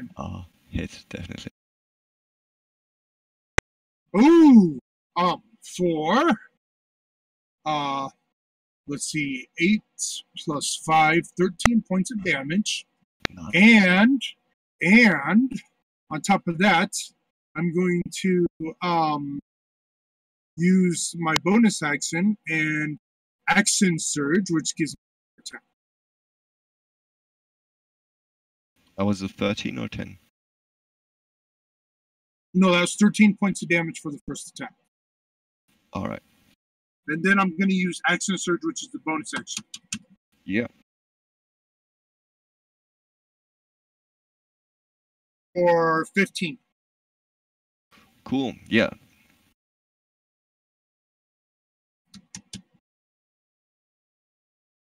For another 10 points of damage. You're beating this guy down. Yes. But still, he stands and fights to the last. Okay, let's see. Giant Lizard is nuzzling up against Furble in a gesture of affection. Do I hear this? Do I hear sounds of combat? Yeah, you hear it going down behind you. Okay. I'll motion for Claw Tongue to just relax, and I'm going to start to go back and check it out. Cool.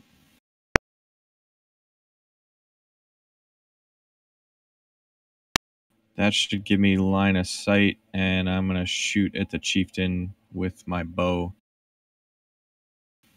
Cool.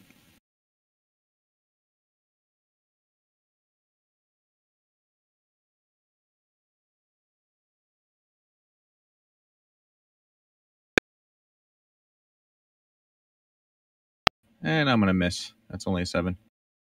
Yeah, it clinks off the stone somewhere. You were probably afraid of hitting your companions. Okay. Any bonus actions? No, that's it for now. Karga's turn.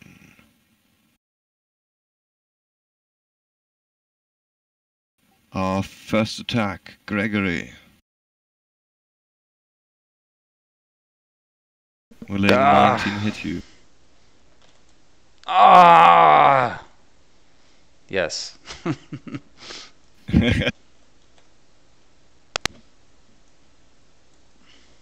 What's he spearing me or something? Yeah, he draws back a pace and then comes at you with his spear for 8 damage.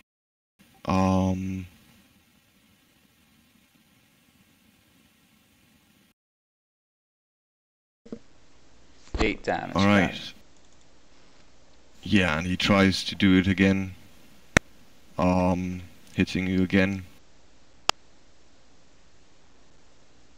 And again, 8 damage, spearing you twice. Okay. That wasn't good. Damn! And that's his turn. Why did he hit me? Yeah. Gregory, you come. I don't get hit. Oh, man. Yeah.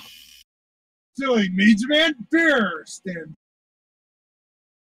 I am Kargas, he hisses in the common tongue.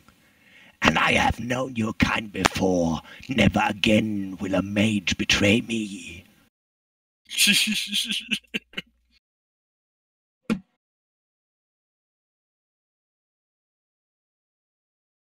Alright. So do you keep up the conversation or do you kill this bastard? Is it my turn?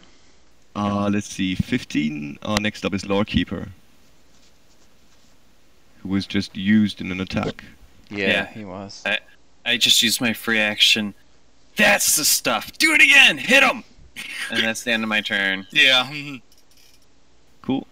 I'm being Got wielded. it. finish him, Scarlet. Alright, she'll do that. +1 rapier. Do I have flanking privileges? You can move around him, yeah. So go with advantage.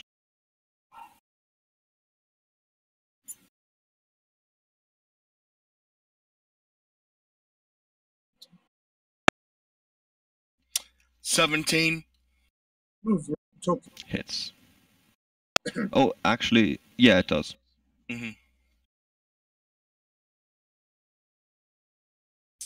17 points. Alright, which brings him to 61. Okay, second attack. Oh no, 17, right? Yeah. 71. And that's enough to drop him. Yep. How do you defeat another great enemy, Scarlet? She kind of like spins around to behind him and says, "Oh, enough talk. You talk too much." One stab. She doesn't even break stride and just plain slips her rapier in, draws it out, and just plain watches him drop. Nice. A little wham bam, thank you, ma'am.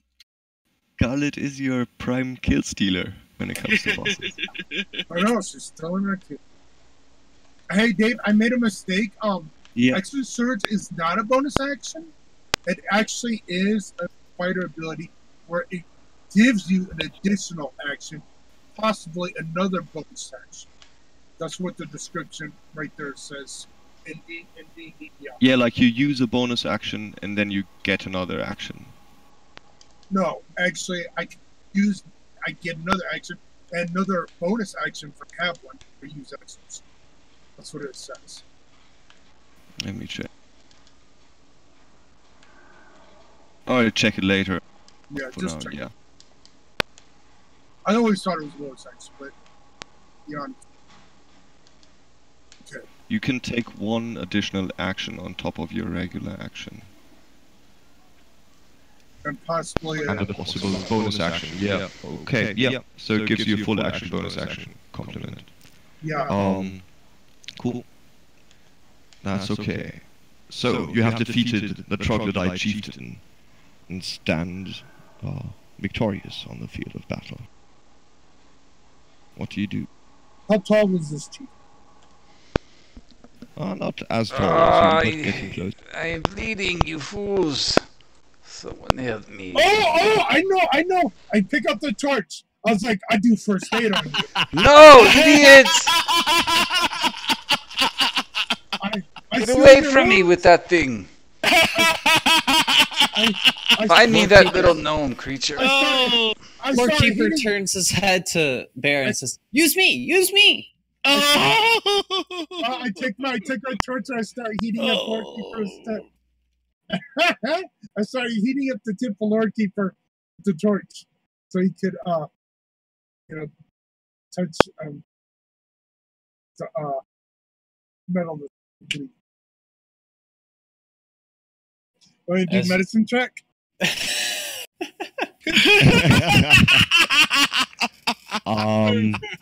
In these surroundings ripe with pestilence, and with your technique, you're gonna do this at disadvantage. Okay, fine. I won't do it at all. Fine.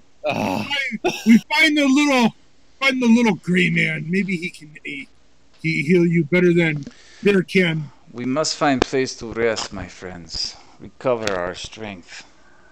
Hey, there's a voice in his head. Don't listen to him. You know what's best. Bear not listening to you no more. Bear knows you fake magic sword, and that you real magic sword trying to trick Bear. Let's search the chieftain, and I tell Fox Lady, search chieftain since you got real good ability for searching for stuff. Bear misses everything. She does assertion. Okay. we can do this room without a roll. There's nothing hidden here. The chieftain himself carries his fighting gear, spear and shield, troglodyte weapons with nothing special about them, and he has all of these bone armor things on him. But what you can take his armor if you want to. Counts as hide armor. If you have a look around the room, though, you find an empty flask for a magic potion, and a battered old wooden chest with leather hasps that holds 1,500 silver pieces.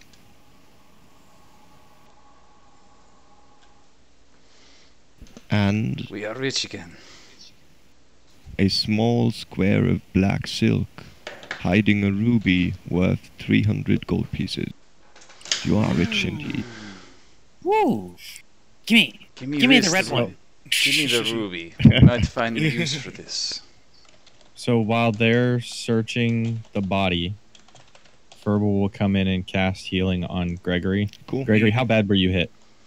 I lost 16 hit points, so... You just got 17 back. I cast Cure Light as a second level spell.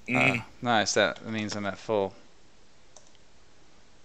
She'll take, Scarlet will divvy up the 1,500 silver pieces. That will be 37.5 each.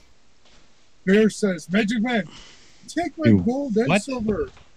Forget to, don't forget to... How are we dividing this up? I'll take his, but like... I'm not necessarily in need of money, but I think your math needs checking. Did you not just say 1,500 divided by all this is only 37?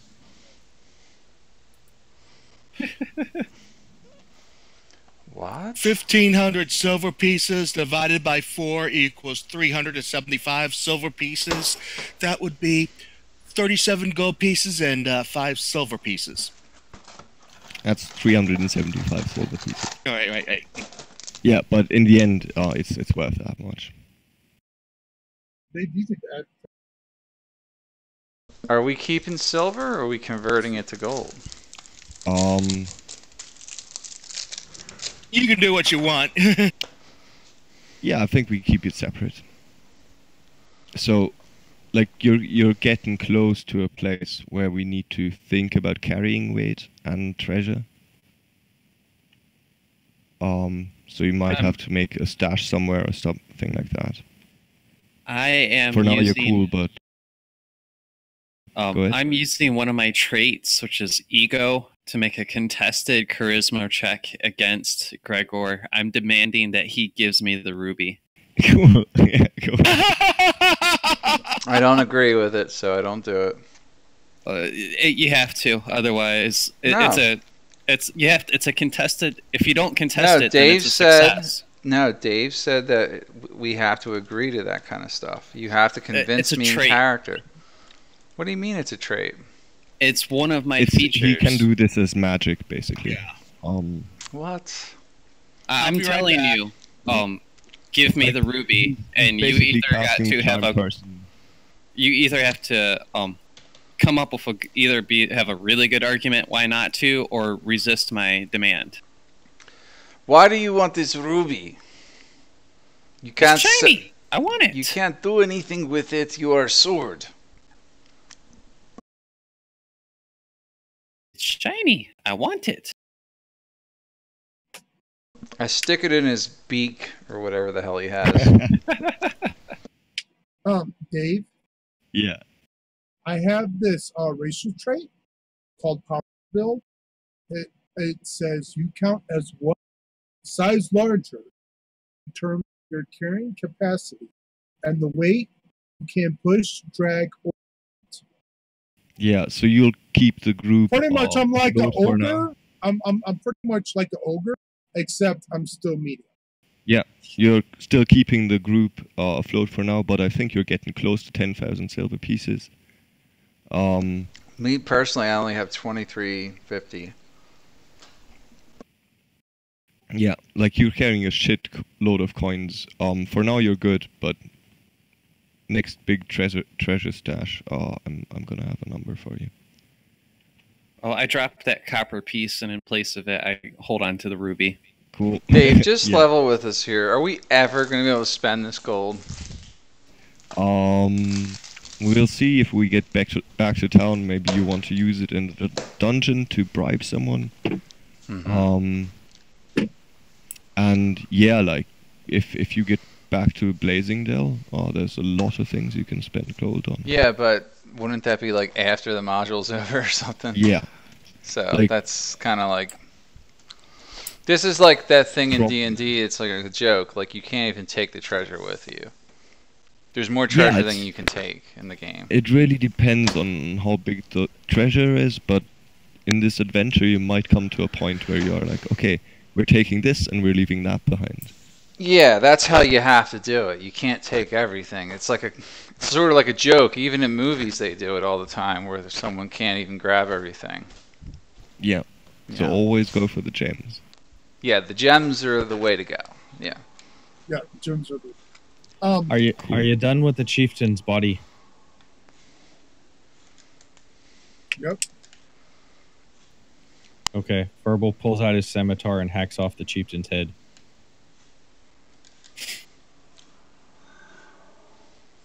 Yeah, he deserved it. And revenge. Then I grab the chieftain's head and I carry it with me back to Clawtongue.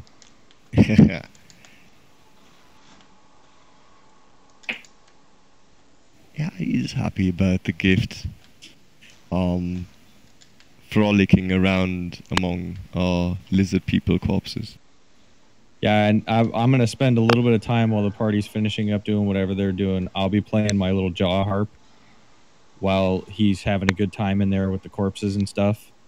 Yeah, Kinda he's trying like to associate those good feelings with that sound in case I run into him again.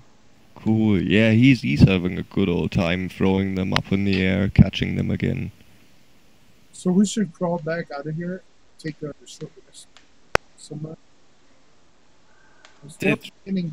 Did Verbal tell us about the treasure chests in that room? Not yet. Not. Of course you did. Sneaky fucker. I'm not worried about it. I'll let you guys know, but we were kind of in combat, dude. Yeah. So we didn't find any like good magical stuff here, right? Just treasure. The troglodytes didn't seem to have anything. You're not quite sure what that comment about a mage was about, but well, maybe he was just talking shit. And yeah, like if they have treasure, Ferbal knows where it is. Definitely.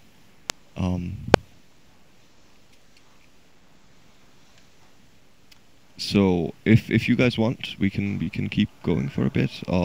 Do the end of the treasure.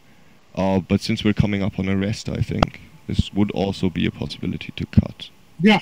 Yeah. Yeah, we'll cut. It's Yeah, fine. That was good enough Yeah. for tonight. Should we just, pretty much. Do you want you don't to want to on go the- and open the 2 treasure chests? And Well, cut we after should that? probably do that. Yeah. Yeah, let's go. Yeah. Exactly, so we have it out of the way next time. Yeah.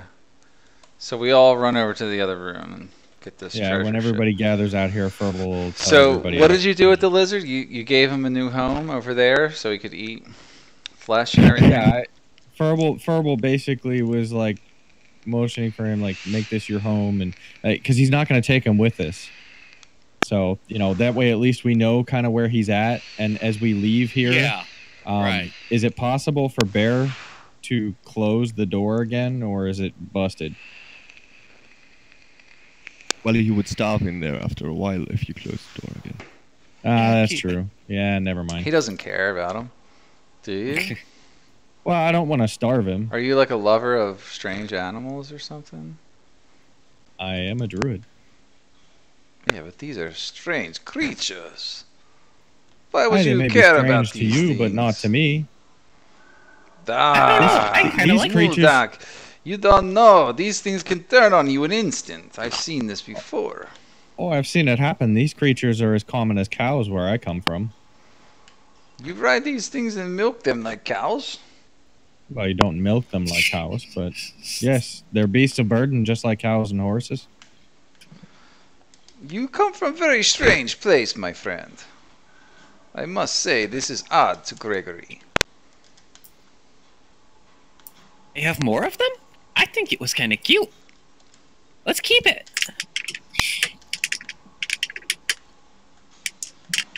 You don't like this animal. It's not nice and big and fluffy and fuzzy and rustle around. Fang has never been too fond of him. He wouldn't appreciate us trying to bring it along. Oh, okay.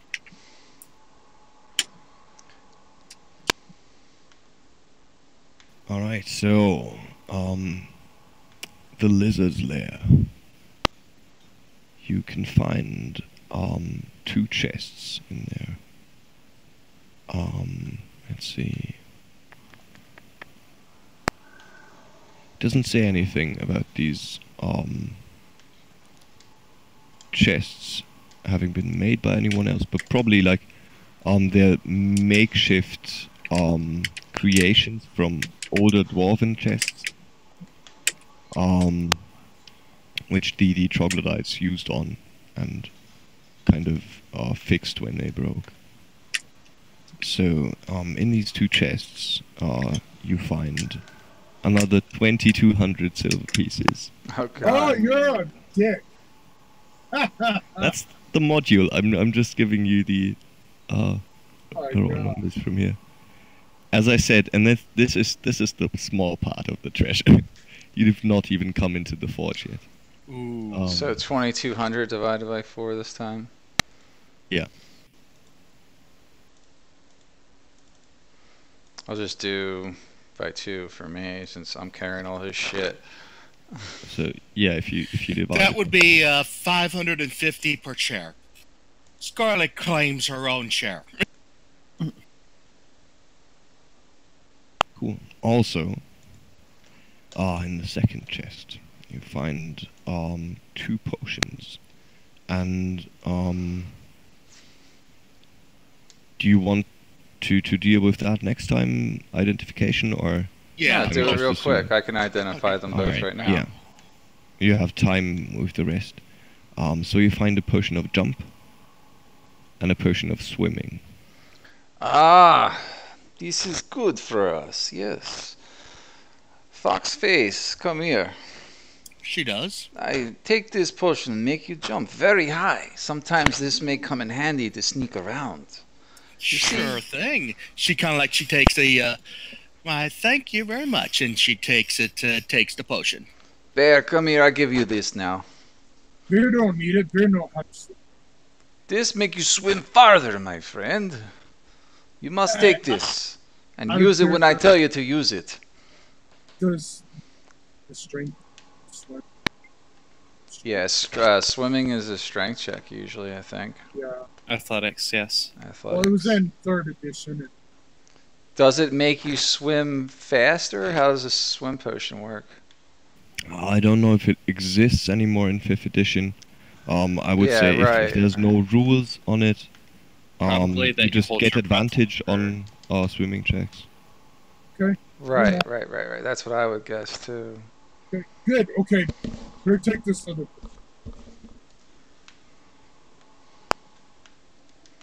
Yeah, let's just say each has a 10-minute duration. Or jump, I'm not sure. Is that in Jump wrong? is a spell in 5th edition. Yeah, the question is. Yeah, is drink the minute or potion, round? and you get the effects of jump. Yeah, exactly. Let's see. Just depends on okay. Duration is 1 minute. For jump. Right. For swim it's 10.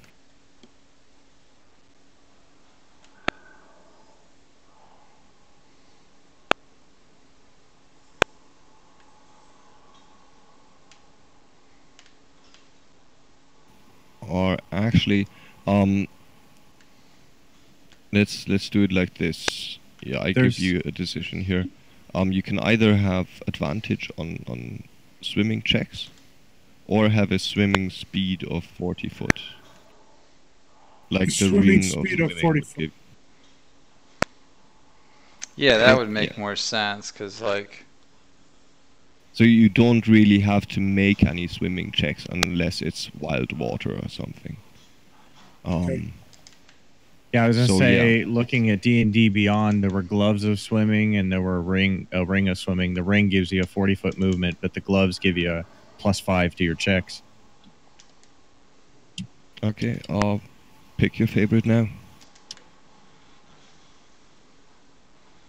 And duration is 10 minutes. Cool.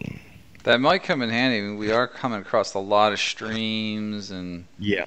underwater Some- areas where we might need to swim. Yeah, and Mike could might always be swim. some Mike could always swim across with the rope and help. Yeah, whatever. Alright. I hope you all had a jolly old time. Sure did. Yeah, it Killing was lizard fun. creatures Yeah. of all ages and sexes.